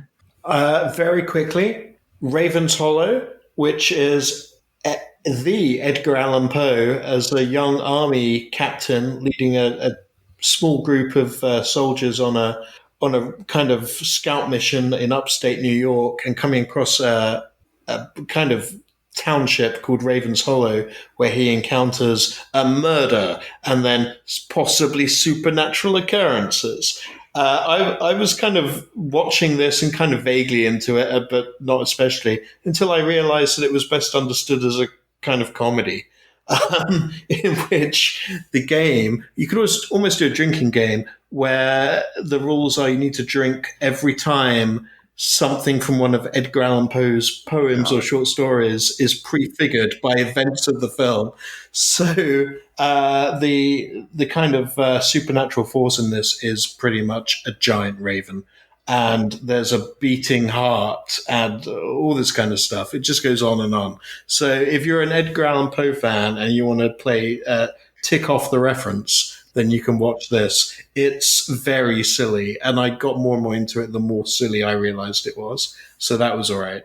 There's Candyland, which is a grimy grindhouse tale of truck stop sex workers and the nice young Christian cultist girl they take under their wing, and the kind of... What could go wrong? What could go wrong, and the escalating brutal murders that also start to occur. It's if you like a good stabbing, the third act of this movie will be for you. And finally, Deadstream, which finished off the main screen on that day. Which was a kind of, there's been a few of these recently. It's kind of a YouTube live streamer type deal where there's a down on their luck, not quite as many followers as they would like to have type YouTube live streamer. And they decide to do something supernatural to get the follower count back up. And it goes as badly as you'd expect. In this example, it's a guy spending the night in a haunted house. He's in the first act kind of chatting to his followers and trying to hype up how scary this house is. And then as the film goes on, it all gets very Evil Dead, frankly, big Evil Dead influences in this movie. It's a lot of fun. As you might imagine, the quality of this kind of film is always going to rest on how much you want to spend time with the main character, because they're just on screen and talking nonstop. And it's a pretty great main character. He's a very hysterical, nervous, highly strung guy. And as the film goes on, he's just screaming and blathering and crapping his pants. So it's a lot of fun to watch in that regard. Yeah, I'd agree. Both of those are great. Candyland really surprised me. I had very low expectations going in because I sort of wondered if it's going to be like exploitation film about sex workers, and I thought it's just going to rub me up the wrong way. But it has a lot more heart. It's got a great mix of heart and stabbiness, and there's a particular sort of, I suppose it is a running gag of like a badly hidden body, which made me laugh every time it showed up on screen. And yeah, Deadstream, really good fun, especially with a crowd as well, and everyone's just like really with some really like smart alecky kids that pop up every so often. It's played really broad, but if you're in for that sort of ride, I agree, it's a really, really fun time. Yeah, Candyland has the best needle drop of the festival. Agreed. Agreed. A very nice use of an iconic Crowded House song. And just to throw back to Raven's Hollow trivia, fact fans, the lead female, played by Melanie Zanetti, actually voices Chili Healer, aka Bluey's mum, and obviously Bluey is the big new kids animation. So she was at the festival. My 3-year-old is immensely jealous that I've spoken to Bluey's mum. So if you want to see Bluey's what she looks like and her, doing her best sort of Eva Green impersonation, then check out Raven's Hollow when it lands on Shudder soon. Brilliant. I second that needle drop remark. I'd said earlier that A Wounded Fawn probably had the best end credits of the fest. Candyland runs at a very close second with that needle drop. Very good. Okay. Yeah. The only other thing with Saturday is also they do their First Blood, which is a lot of first-time filmmakers. So just to quickly mention those films, there's Cerebrum by Sebastian Blanc, there's The Group by Will Higo, there's Walking Against the Rain from Scott Lias, Bite by James Owen, and The Creeping from Jamie Hooper. So they'll all be like new British independent horrors that are looking for distribution at the moment, and they're well worth seeking out for each of their own different attributes. Okay. So on a Sunday, I will kick off with Sunday morning in the main screen, Mastemar, which was a tale of a troubled psychiatrist and her patients who seem to be either killing themselves or in deep distress. I thought this was really, really quite bad, really poor on the subject of mental health. You don't necessarily always go to horror movies for a good and well thought out depiction of mental health. You certainly don't go to this one for that reason. There was the beginnings of a good idea in here, maybe about abuses of psychiatry and so on. But it's just not very well worked through. And the editing it had that kind of really jittery, over-edited early noughties thing going on, where it just doesn't want to hold a shot. It's just like bit of this, bit of that, bit of this, and little sound effect every time there's an edit. So it's constantly visually thrashing, and I just sat through it with a stony look on my face. Not for me. Yeah, the director's got a background in music videos, as we were told in the introduction, and that definitely shows 100%. It's got some nice atmosphere, but much of the film is just edited to music, like montages to music, and that's his music video route showed. But it did. Some of us went out for breakfast that morning. It did give me a nice opportunity to have a couple of little naps and sleep off that food. So. Huh. Well, I will be the dissenting voice then, because I loved Mastema. For me, that very aggressive editing style worked really well. I felt that Mastema was a very gripping and disturbing collision of psychological and occult horror. And I certainly wasn't dozing off on it. I was feeling seismic emotion during it. But, it's always interesting to... I think identify different responses. This is another one that's being picked up for distribution already, hasn't it? Shudder. Yeah, Shudder. Very, very busy. It also does that. It's shuddering anyway.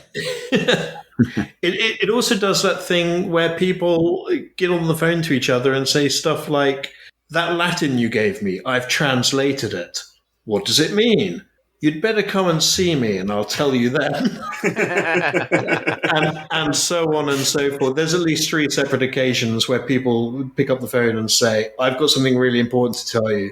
Meet me at the church," or something like that. So your level of enjoyment may vary according to how much you roll your eyes at that kind of deal. Next up for me was another double bill, actually, a short followed by a feature. The short was Love You Mama, which was a very contained, very mournful and really quite chilling tale about grief and fear. I wasn't very much impressed with shorts that managed to do a lot in that short space of time. Love You Mama was certainly effective. And that was followed by Wolfkin, or perhaps it would be better known by its original language title, Communion. It's a better title. This was something that I discovered I was being very P with this movie, because I would describe it as a potent, powerful, and poignant portrait of puberty, privilege, and parenting. Fantastic alliteration. I thank you. It's not often you see a horror movie set in Luxembourg and Brussels, but this one is. And I guess you could call it a lovely slice of Euro horror, which it's kind of about. It had some uses metaphor of something monstrous for puberty, but also does some fascinating things in terms of, as I said, privilege, the idea of what the wealthy do, while at the same time, I think, I'm not a parent, but I think it certainly portrayed some of the challenges of parenting in a way that linked very nicely to horror. So, Love You Mama and Communion proved to be a very strong combination. I loved Communion / Wolfkin. Yeah, Wolfkin is just the wrong title for this film. Yeah. It gives away what the film takes a lot longer to reveal. Yeah. So, Communion. Digs into, I would go further than privilege. It digs into effectively white supremacy and the patriarchy, and those two things being, bonded very close together. And just really savagely goes for it in terms of satire is too weak a word. It's a real aggressive takedown by the end of the aristocracy and the the landed gentry and the implicit white supremacist power / patriarchy that's embedded in that. And I loved it. If you, I think, as I said in the Q&A afterwards, eat the rich before they eat you. And I think that's a message we can all embrace. Yeah, so the story is this mother whose son, as he's approaching puberty, he starts to act out and starts to be aggressive. The father died or disappeared just after finding out that she was pregnant. She has no other choice but to seek out her estranged in-laws, and they are this really wealthy to-do family, and immediately on seeing this child they just sort of steal him away from her. And then there's basically a power play for the soul or whatever of this child who's going through some really drastic changes. It's got echoes of the Babadook in terms of how it's portraying the motherhood as somebody that has in-laws with different views. It spoke to me on that level. It's this really personal aspect to it that I really connected to. It's very somber, it's very quiet.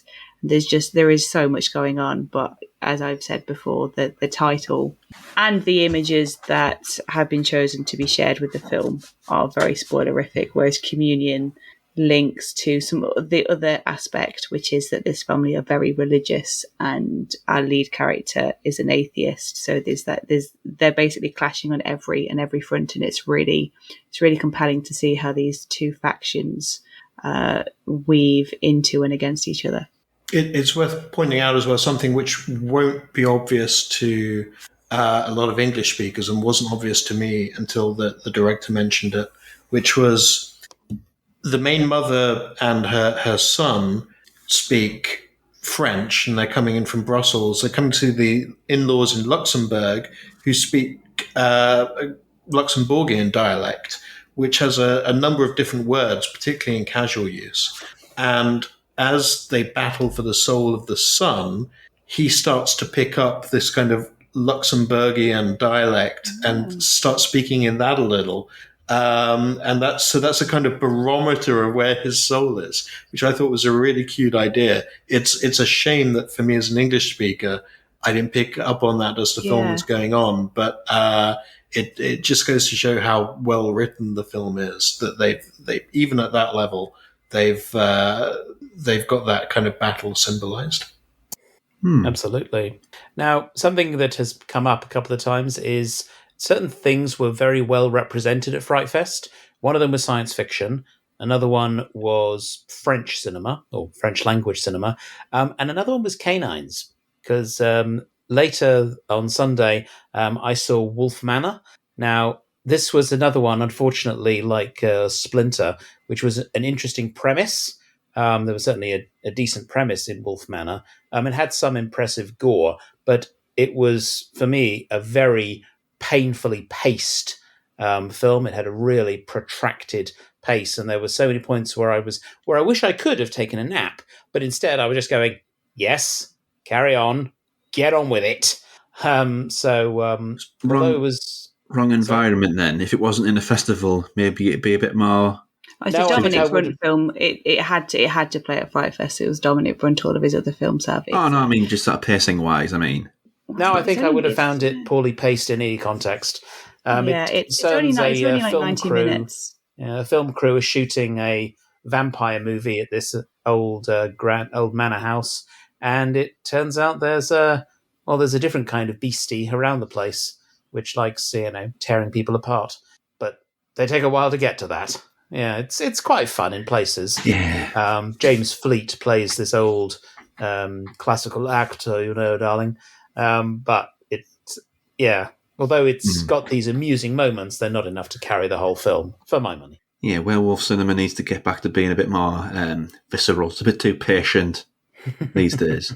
Obviously, there was also in Incredible But True. There was a lot of foreign language films on Sunday. Incredible But True was another one, which I think you have actually seen, Rob. Yes, the one the festival that I've seen. Gerard Depardieu, is that his name? The rubber the French auteur that does all sorts of weird things. Oh, I hated Rubber.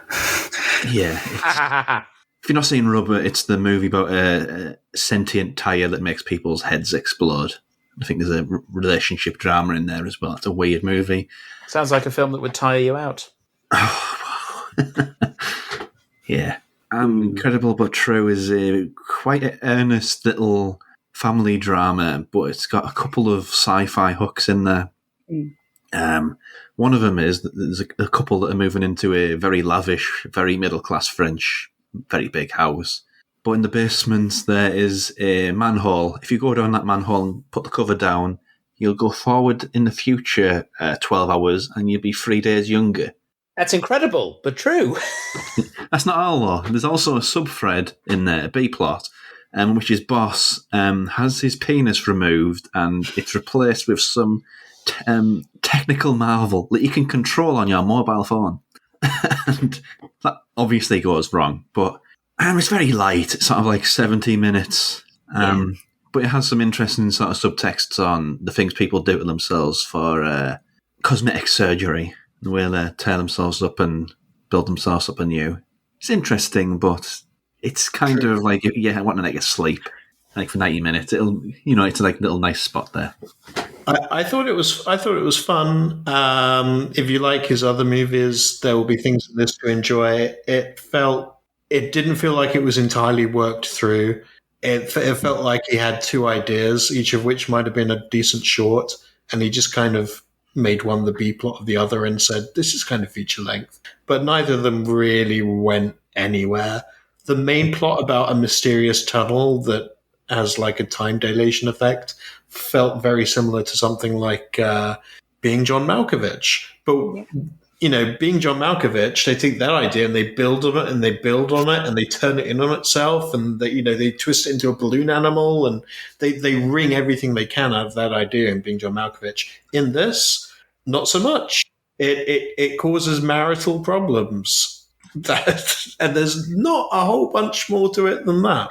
I thought maybe time was going to loop back on itself and it would turn out that the people they bought the house from was themselves or, something of that nature.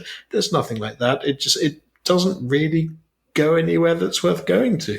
But the journey there is gently amusing. Yes. For me, it gets to the interesting part and then it literally fast forwards to the end. Because the last 10 minutes is basically a montage, isn't it?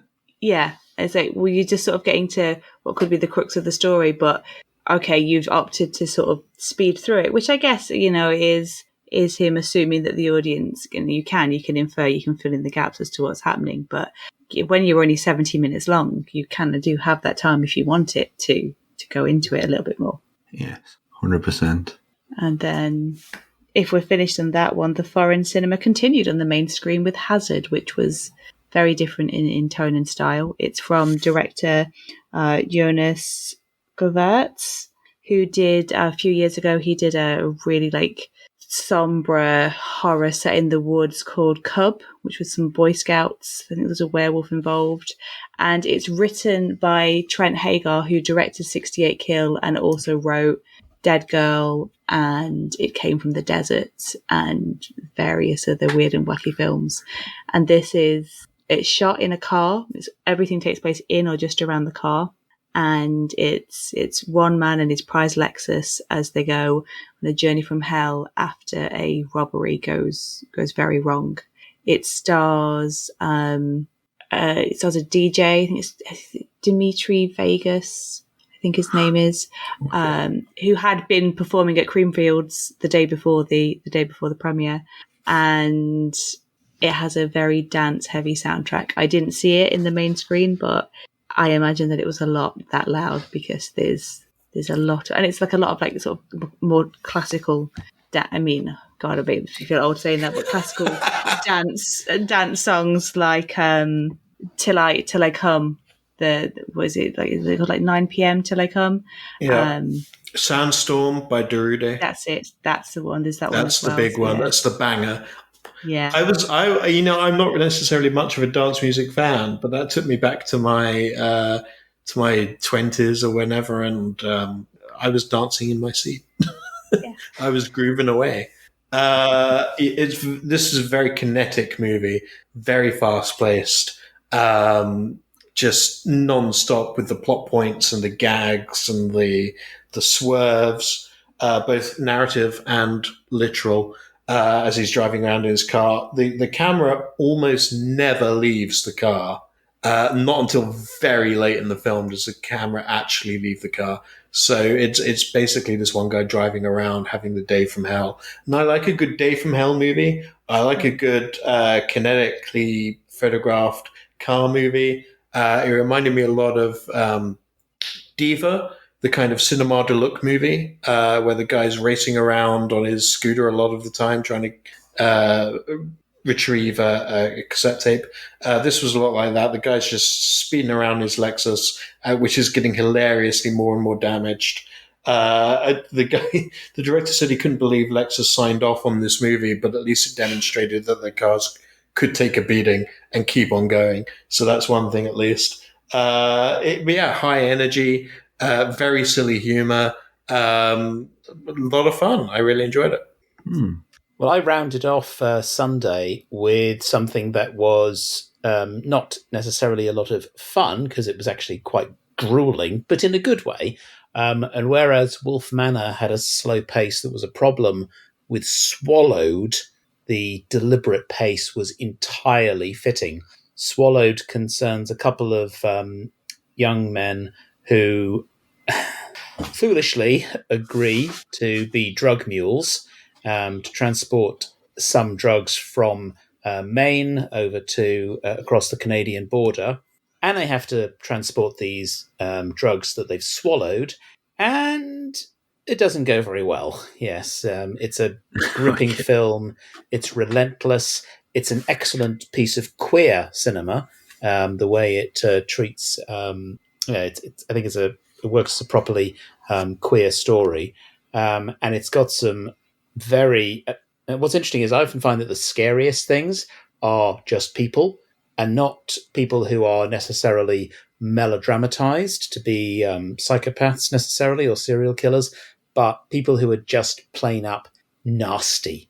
And Swallowed features a very thoroughly nasty person who at one point insists, I'm not a bad person. I'm thinking, yeah, dude.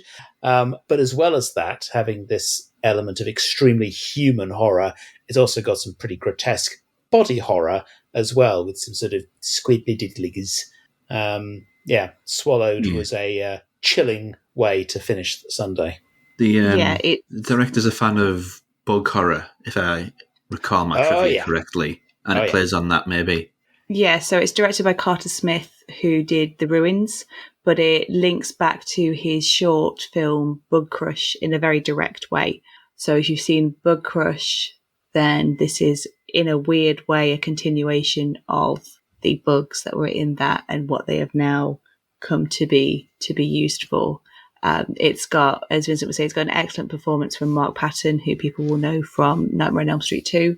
And it's got a little supporting role from Jenna Malone from Donnie Darko as the drug dealer that wants them to be mules in the first place. It is very intense, and I do not recommend eating during it like I was trying to when I first watched it, because it's very tense just to think back to it. Yeah, but it's great. Okay, so that's a Sunday. There's a few more for Sunday. There's a couple more for Sunday. I'm with Kat. There's a couple more. Kat, do you want to go first, or shall I? Well, I will champion Mean Spirited, which is from Jeff Ryan. It's a vlogumentary. It's sort of like Deadstream and a couple of others at the festival. It follows an influencer type. This time, he and his friends are going to visit their other friend who was once part of their YouTube channel, but then he went and got fit and he got cast in a CW type superhero show where he plays Thunderman, and they go to a cabin in the Poconos to reconnect. They've all been childhood friends, but he's grown distant. And the leader of the vlogumentary, and the amazing Andy, he's very bitter about the fact that his friend has gone on to become famous, but he also believes that maybe his friend isn't his friend anymore, and that there's a demonic entity possessing him, and it's this power play between the two friends, with the other friends in the middle trying to pick sides about who's telling the truth, who's not. And it's told in a multi-camera found footage format, because there's a crew of them and they're all individually shooting, and at some point it has been edited together into basically an episode of their program, for want of a better way of describing it. It feels a little bit like the Ghost Faces episode of Supernatural in a few ways, but it's got a lot of comedy, it's got a lot of heart, and it really deconstructs those friendships that films often champion. So you always see, oh, we've been friends for life, and then, one of them turns to the dark side or whatever, and it's their connection to that one friend that they've had since birth that brings them back and saves the day. Whereas here, it is the opposite. It is that friendship that has completely dissolved what is happening. And it was a lot of fun. And it did offer a slight difference to some of the other found footage that was on the table there. I will champion Torn Hearts. That's what I thought you were going to say. This is a Blumhouse movie. But it's Blumhouse's, in the US, it's Blumhouse's TV stream, which goes to Epix or something of that nature. So I think it came out there in April. It's coming out here in about a week's time on digital. And it's the tale of the titular band, Torn Hearts, who are two young women making their way in the world of country music in Nashville, up-and-comers. Will they make it? Will they not make it? It's all in the balance. And they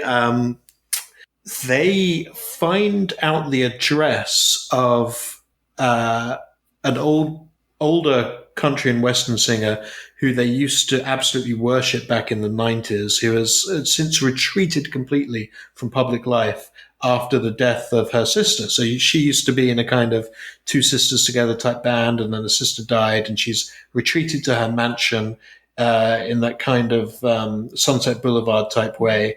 Don't bother me. Don't let anyone talk to me. So this pair of young women decide to go up to the mansion and track her down, and they think that maybe if they can work together on a song, maybe do a few tracks together, that could be the break they need to really get into the big time. What they don't realize is that not all is as it seems, and this singer that they absolutely worship is not necessarily as sane as one might hope. It's a great thriller set largely in this ramshackle big old mansion where everything's painted a horrible shade of pink out in the countryside in Nashville. Katie Seagal plays the older woman. You might know her from Married with Children or voicing Leela on Futurama. She's got incredible cheekbones. She really looks the part. Incredible country and western hair. The mannerisms, she gives it the whole shebang. She's just amazing in this. I really loved her as the kind of, I don't think it's a spoiler to say big bad of the movie. It's pretty obvious from very early on. But the three of them are all great. The two younger women as well. I think I said online this was a movie of whiskey, decay, and shotguns. Indoor shotguns in a gothic Nashville nightmare where your friend is just an enemy you haven't made yet. And it's really a great time, especially if you like to watch women turning from friends to frenemies and back again. Highly recommended. The other thing I would say is that in the big screen, the day ended with The Price We Pay, which is no one's idea of a good film, but it had a certain grindhouse appeal that worked for me. It ripped off an enormous number of other movies, especially multiple Tarantino movies. It's a tale of a bunch of, tell me if you've heard this story before, the tale of a bunch of robbers who take a hostage, and then halfway through the movie suddenly changes genres. You might be familiar with the general setup. In this one, the genre it switches to is not a Dusk Till Dawn style vampire movie, but much more of a kind of exploitation, crazy people out in the desert wilderness type movie. not exactly like Texas Chainsaw Massacre, but it's not a million miles away from that kind of deal. So you've got the first half with the robbers and the hostage and the drama around that, and then the second half is just a kind of balls out, ridiculous, splattery kind of deal. I had fun with it. Like I say, it's not good with the capital G, but there were some fun kills and fun gore effects, and I had a good time. Yeah, it was for me. It was nice to see Emil Hirsch and Stephen Dorff, and that film is the price I paid to see them. Which I think then takes us on to the final day, which was Monday. So one film that started off Monday was the documentary Living with Chucky. It's directed by Kira Gardner, who is the daughter of Tony Gardner, who has been the head puppeteer for Chucky since, I believe it was Seed of Chucky that he came involved.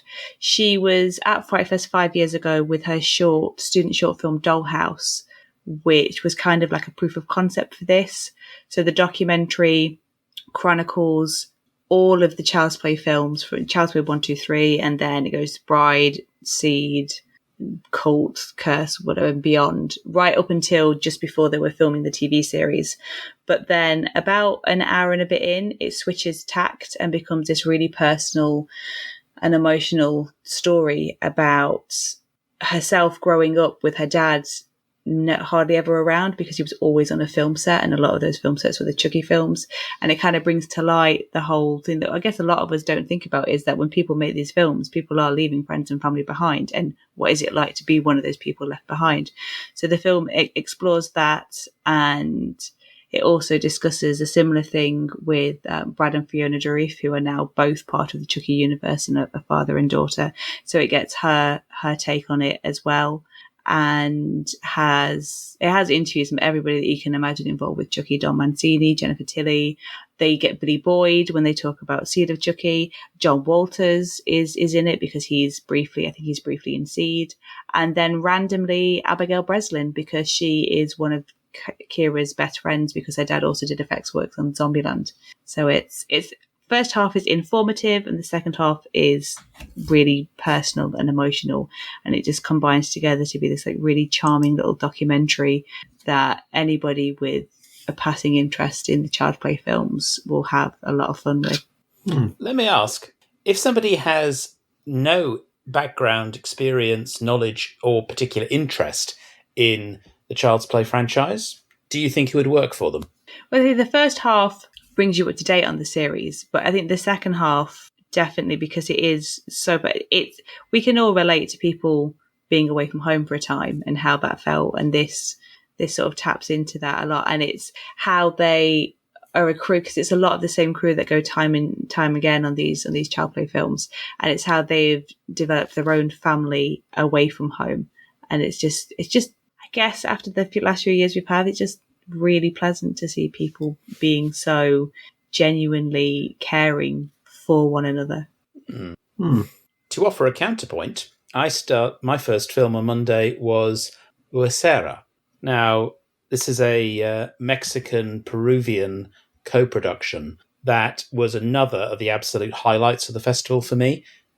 This film, it is compelling, it is terrifying, and it is brilliantly ambiguous in its portrayal of body horror and psychological fear, suggestions of something occult or supernatural, and the very, very human terror, I think, of motherhood and isolation. Many will cite the great critic Roger Ebert as describing cinema as an empathy machine. Now, Huesera is about a pregnant mother in Mexico and the problems she faces. These are not necessarily experiences that I have had. In fact, they're not. I have never been a mother in Mexico, strangely enough. But I was totally engaged, totally with her all the way. It was an astonishing piece of work, I thought. It managed to be both. It gave the fun that you want of a horror film, while also being, the right kind of serious about what it was doing. Yeah. So, it The sounds Sarah like it'd masterpiece. sounds like you make a good double bill with Tigers Are Not Afraid, that one. Possibly, yeah. I think it might well do. I'll double up on Husara. It was, for me, one of the twin highlights of the festival. And we haven't got to the other one yet. That was later this day. But yeah, absolutely one of my favorite films of the whole deal. In terms of being a pregnancy horror, it doesn't radically alter that kind of narrative format. So if you've seen other pregnancy horrors, it is broadly comparable, but it's just so well done.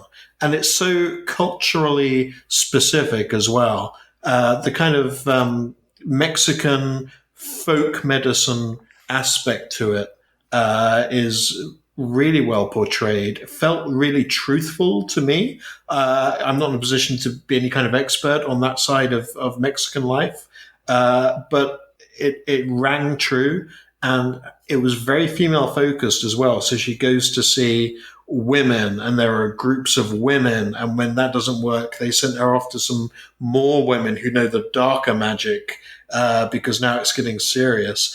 So there's a kind of female support network aspect to it that I thought really rang true and really resonated.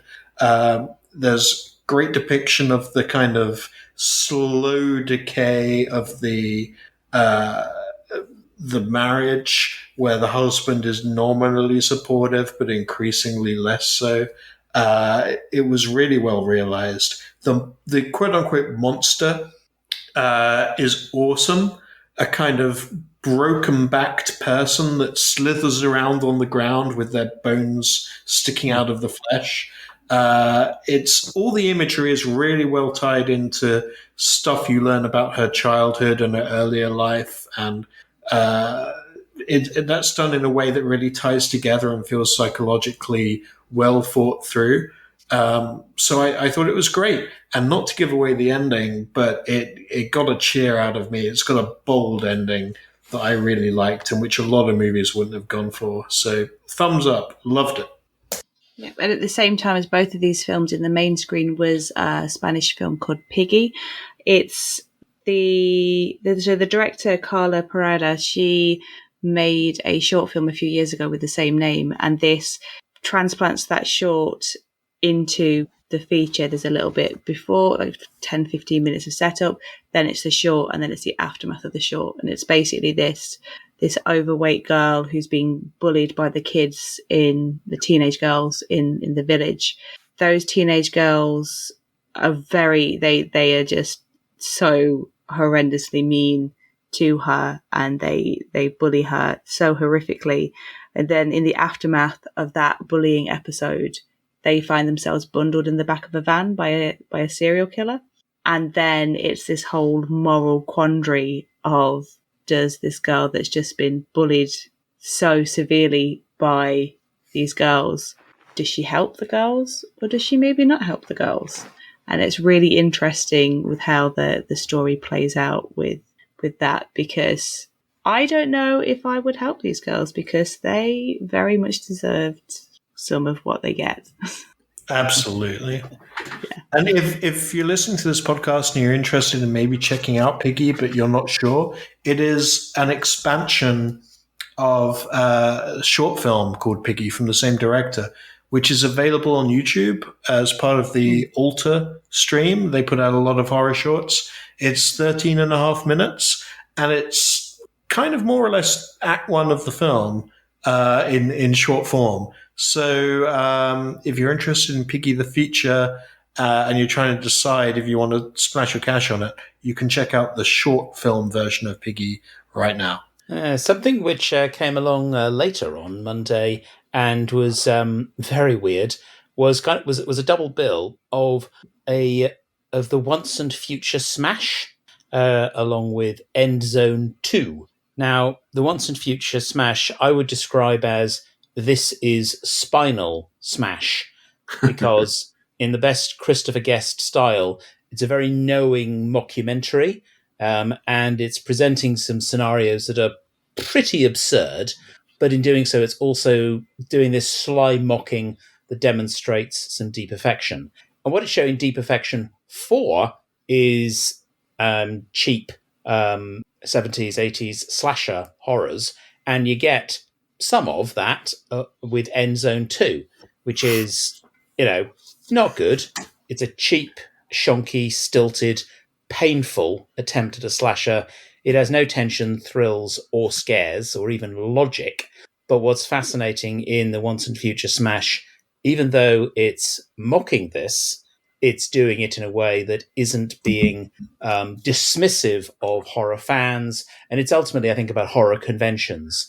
Now, there is an important secret about the Once and Future Smash in terms of the subject of End Zone 2, which I'm not going to reveal, but they make for a very interesting double bill. Yeah, I think that Michael and Sophia were very nice people to talk to during the festival. I agree. I did not get on with the films. To be fair, I watched them the opposite way around to the way that Frightfest programmed them. Frightfest programmed the Once and Future Smash and then End Zone 2, and I watched them the other way around due to time constraints. From talking to Michael and Sophia, they have had a lot of back and forth with a lot of festivals about which way, which order to play them.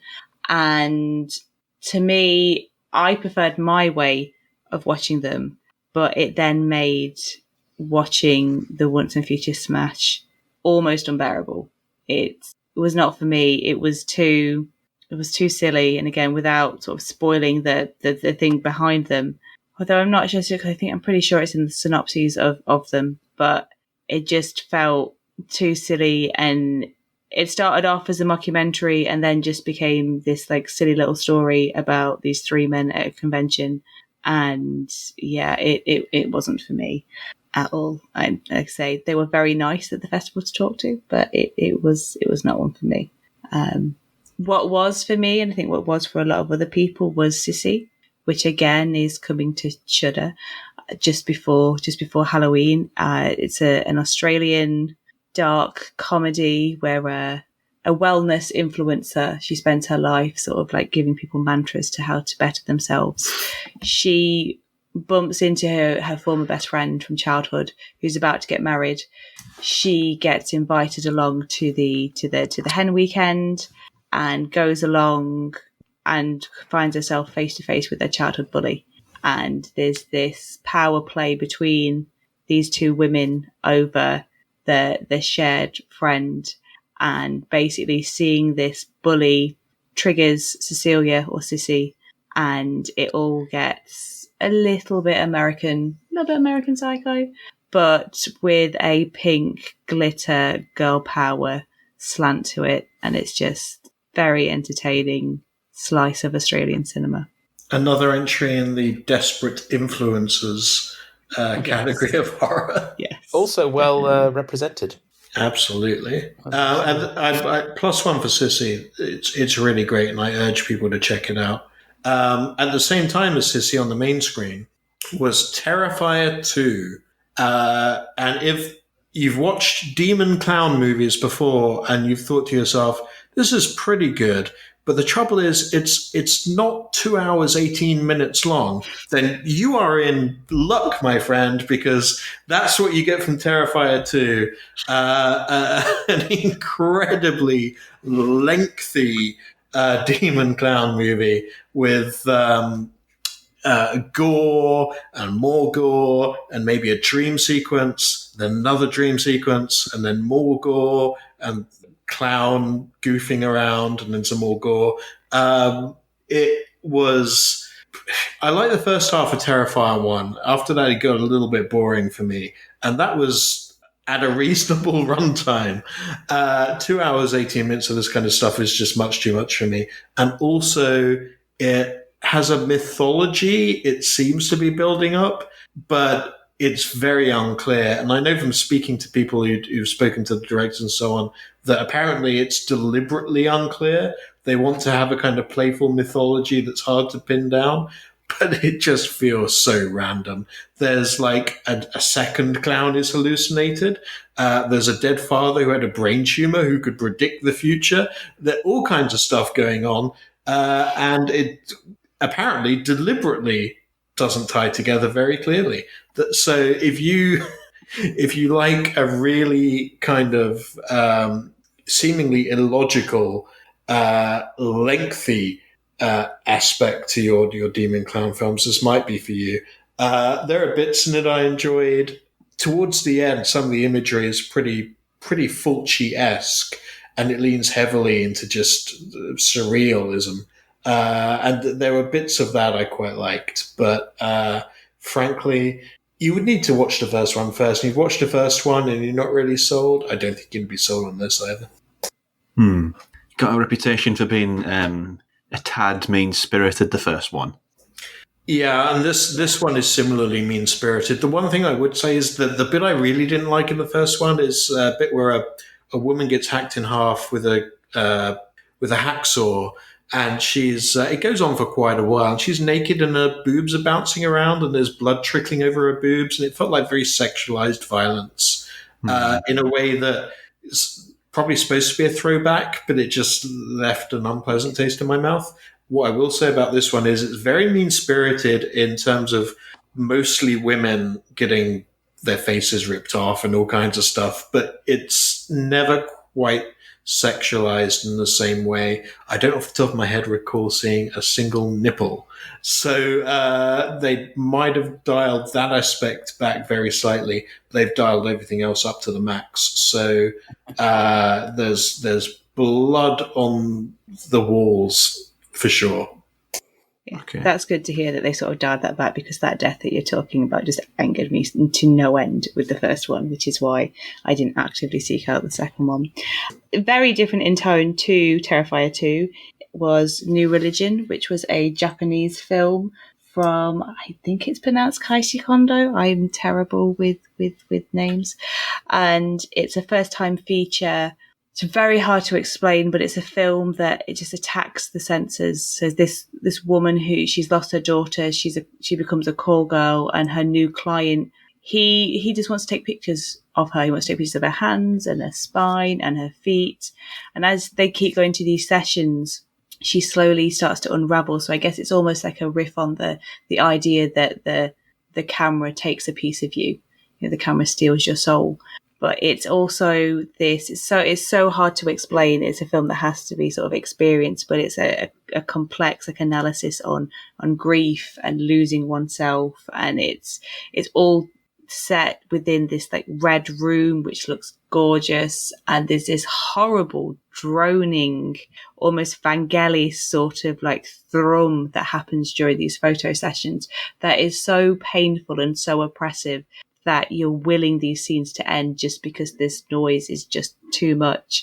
And then when it does end and it cuts and it suddenly goes to nature and quiet, there is an audible like, oh, thank God. So it really does place the viewer in this really uncomfortable position as they are experiencing this sort of sensory overload. So I would highly recommend that. I think that was my only sort of 5-star film of the festival, purely from the technical aspect. And I can't necessarily explain fully what was going on, but I enjoyed what I was seeing and what I was experiencing. And then on the opposite side of that is Power Tour Cheerleaders versus the Boy Band of the Screeching Dead, which is a horror comedy zombie musical, which pits a team of not hugely competent cheerleaders against a boy band who end up becoming zombies in the setting of a Britain's Got Talent type talent show.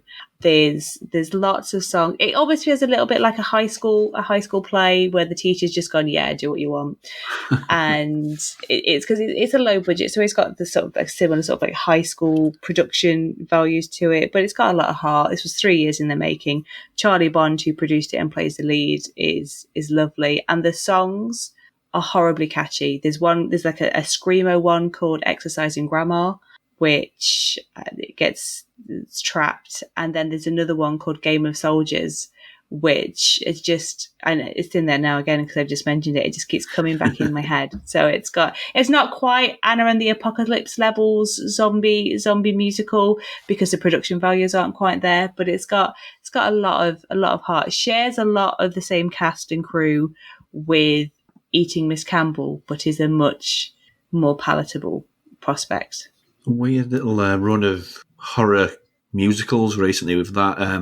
Was it The Lair, the Polish vampire? No, The Law, Lure. yes, yeah. oh, that's it. Yeah, Lowe's great, yeah. every song in that will get itself jammed in your head, guaranteed. Now, the only films I have left to talk about were both in the main screen, the Arrow screen on Monday. So maybe we should leave those till the end. But perhaps anything else anyone wants to mention? No, I mean, obviously Monday's a slightly quieter day, so I think we're all sort of at the main screen, I think. Now for the next film in the main screen, I think we have to be fairly limited in what we say about it at this stage. So I will simply say that the next film up was Barbarian, and I found it really, really cool. That's the hit of the festival, isn't it? That's the takeaway from that one. It's the hit of Well, It's one that benefits from not knowing much about it. So listeners, go see Barbarian knowing as little about it as possible. we can review this film if the podcast drops on September 7th or later. before that, unfortunately. Yeah, it's dropping the 2nd of September, right? There we go. Yes. In that case, we cannot review Barbarian, but we can talk about it on socials. So perhaps we can get around that if I simply read out what I said on socials, and then read your social media reaction. I will read out my social media reaction. I said Barbarian, no spoilers, brackets, go in cold, all in capitals. But I really dug the hell out of this. Excellent direction, superbly cast and performed by Georgina Campbell, British actress, but doing a great American accent here. Bill Skarsgård and Justin Long, cast against type, all great. There's a tense pounding score, and then WTF, and then I've got a little explosion emoji, and then I finish by saying, seriously, film of the fest, ? And I can say no more than that, because I'm not reviewing it. I'm simply reading out what I said on social. There we go. What I said on social, and actually I realised what I put on social is kind of a spoiler, so I'll just do the non-spoilery bit. My Twitter review is that it's compellingly creepy and gleefully gruesome. Just to question the spoiler thing. Nope has just come out recently, and there was a big sort of hurrah about not spoiling that, and having seen it, it's kind of blown out of context a little bit. It doesn't really need to go in blind for that one. Is it the same here, or is it genuinely... No, I think... Is it one cut of the dead style, no nothing? Yes, yeah. Okay, that's fair enough. Yes. I can't give any response because I didn't see it, because I was on the media wall interviewing Draco Malfoy. So I now have to wait with everybody else to see it, which I'm very irritated about because I really wanted to see it. But, when there's a Potter star in the building, you kind of have to go and talk to them. So, Kat, this means my 2 films of the festival, Huesera and Barbarian, are the 2 films you didn't see.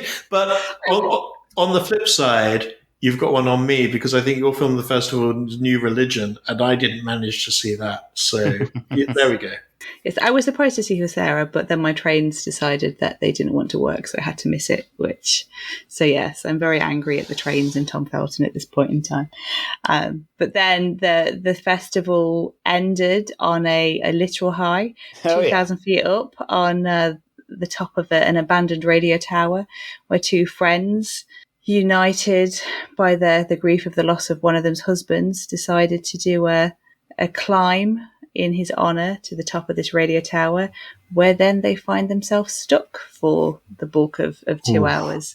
Hell no. It's directed by Scott Mann, and he has done everything he can to, even if you are okay with heights, you're probably not going to be okay with heights whilst you're watching fall, at least. Absolutely terrified of heights, so it's a huge no for me on this one. I mean, I watched it at home, and my husband's got a great head for heights, and he was shifting uncomfortably, complaining that his palms were getting sweaty during it. And on that IMAX screen, it would be so much more intense. And obviously, that you guys who were there, I think, can attest to. I watched it on IMAX screen. I suffer from vertigo. Not huge vertigo, but I definitely suffer from vertigo. I had to look away during the opening scene in Mission Impossible 2 with Tom Cruise. I had to look away during the opening scene of Star Trek V, which, despite the fact it's very clearly not a real cliff face, I just can't watch it. The recent documentary Free Solo, I had my head between my knees for much of that. So I watched Fall on an IMAX screen, and I have never before looked so intensely at the water bottle next to my ankle rather than at the screen. And I gave myself a tension headache, which lasted 4 hours. But in terms of like it being terrifying, it was the most terrifying film that I have seen in probably my entire adult life. I realize that's just on me and my vertigo. Well, I have never, to my knowledge, suffered from vertigo. And I did watch the whole of Fall in my seat, but that's probably because I was too tense to move.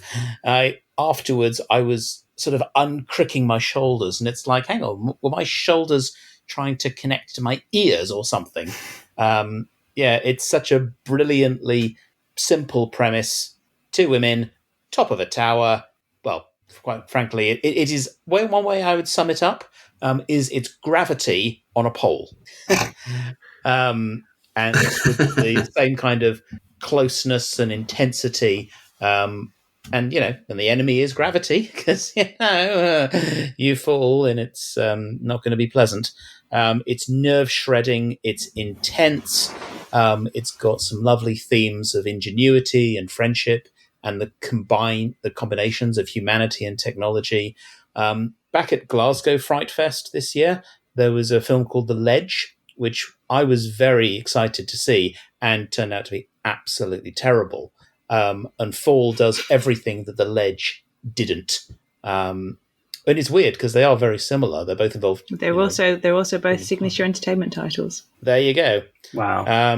Fall is the good, The Ledge, but then again, I enjoyed The Ledge in the same way I enjoyed Croc. So it has its pleasures, but Fall is definitely the quote-unquote good version of that. Absolutely. Yes. And it was, and a whole bunch of moments in it where I did find myself saying like, oh, hell no. Oh, no, don't do that. Oh, fuck me.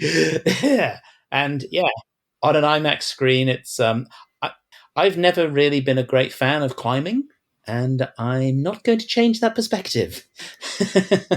I never thought I would invest so much in the safety of a mobile phone as I did when I was watching Fall.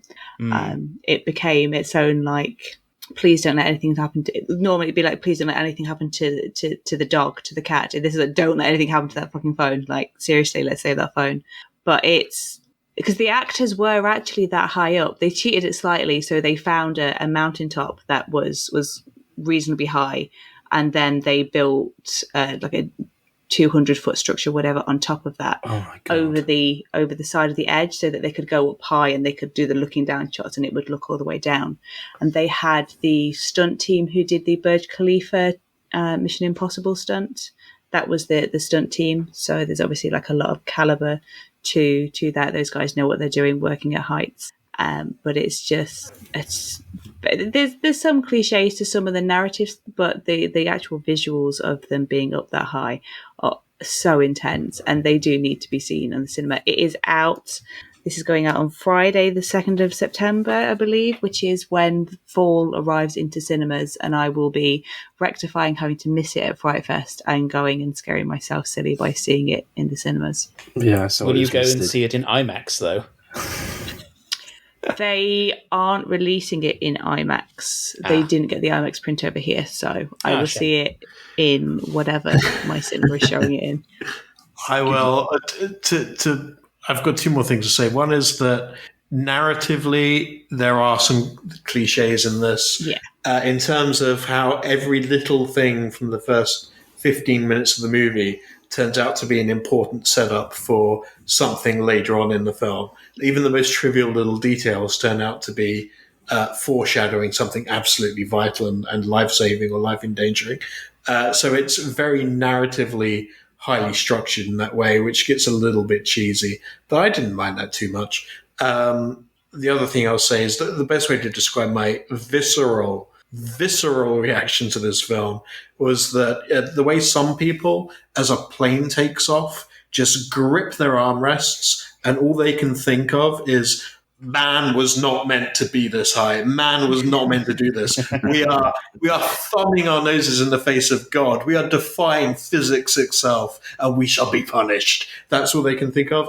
That's how I felt watching this film. As they were climbing up this tower, all I can think of is, why would you do this? Why would you do this? Because it's there. So there we go. Because, well, it's just it. There was part of me at the back of my brain that just went, if they fall off, they've only got themselves to blame. And I would say one last thing on Fall. If you're dubious about whether you want to see the film or not, I think just look at the poster. You don't even need to watch the trailer. The poster alone gives you a sense of the film and will give you a sense of whether it's for you or not. I don't fancy vomiting at the cinema, so not for me. Yes, so we've went through a lot of movies there. I mean, must be knocking on 100 for the whole festival, or not far away from it. So it's a cruel question, I know, because you said many a times this is one of my favourites of the festival, but you have to be cruel to be kind. 3 for Mike, because he only did the one day, but for the rest of you, top 5 films you saw at this festival. So Mike, first. Your 3. Ooh, that's tough, actually. Oh, no, that'd be cruel, though, sometimes. And no, it's true. That's what I'm doing. I think Hypochondriac, I think that's a film I think I want everyone to see. Yeah. As Kat said earlier, I'm not sure what the distribution is going to be. I mean, he did say it was this was one of the last screenings in a cinema, so hopefully it'll get good distribution here in the UK, because I know it's been out in America. And then Something in Dirt is one I definitely want to go back to. I think I could pour over that. Yeah. Time and time again. That's I really, really like that. And actually Candyland, that was as the one that surprised me most, and one that I again really enjoyed. It's Okay, so that's 3. Vincent, seeing as though he seems most prepared for this question, so you're 5. I am prepared. I actually ranked all 26 films that I saw from Frightfest. So, yes, I was ready for this one. Number 5 for me is Swallowed. Number 4, The Visitor from the Future. Number 3, Fall. Number 2 was Sarah. And my number 1 is Lola. Okay, very good. Now, I don't know who's more prepared here, Andrew or Kat, so who wants to... I'll take a shot of it. My 5th place could go to any number of things: Lola, Wolfkin, Fall, Deadstream. But I'm going to give it to Who Invited Them, the kind of bougie home invasion horror of manners. That was really nicely done. Great ending. Number 4, I love Argento. I'm glad that he's back on some kind of form. I'm going to give it to Dark Glasses, despite the drop-off in the third act for me. There was just too much of that old Argento style back in play for me to step over this one. I liked it.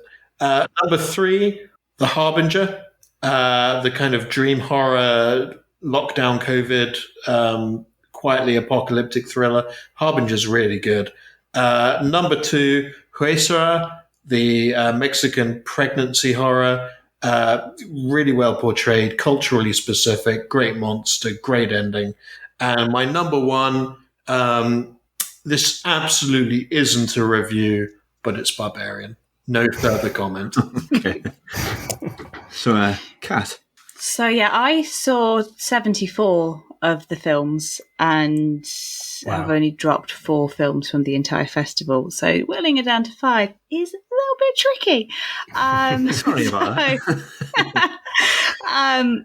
Hypochondriac, I absolutely adore, and I've loved since South by Southwest. So I guess that has to sort of have the top spot, although I did technically see it somewhere else. So it was in mine. You can do something else. So I'd say in no order, the other the big highlights for me were A Wounded Fawn by Travis Stevens, Night Sky from Jacob Gentry. I really enjoyed the heart and the spirit that went into Mean Spirited by Jeff Ryan, and The Leech from Eric Penikoff is just perfect, and I can't wait to watch it again at Christmas. So that's 5. Yeah, let's go with those. Daughter. If we're going to leave Hypochondriac out, then Daughter by Corey Deshon. I mean, if nothing else, go watch Casper Van Dien as you've never seen him before. I'm so glad you said Daughter. Wonderful. Yes. Excellent selection of movies there. So I think that wraps us up for this special episode.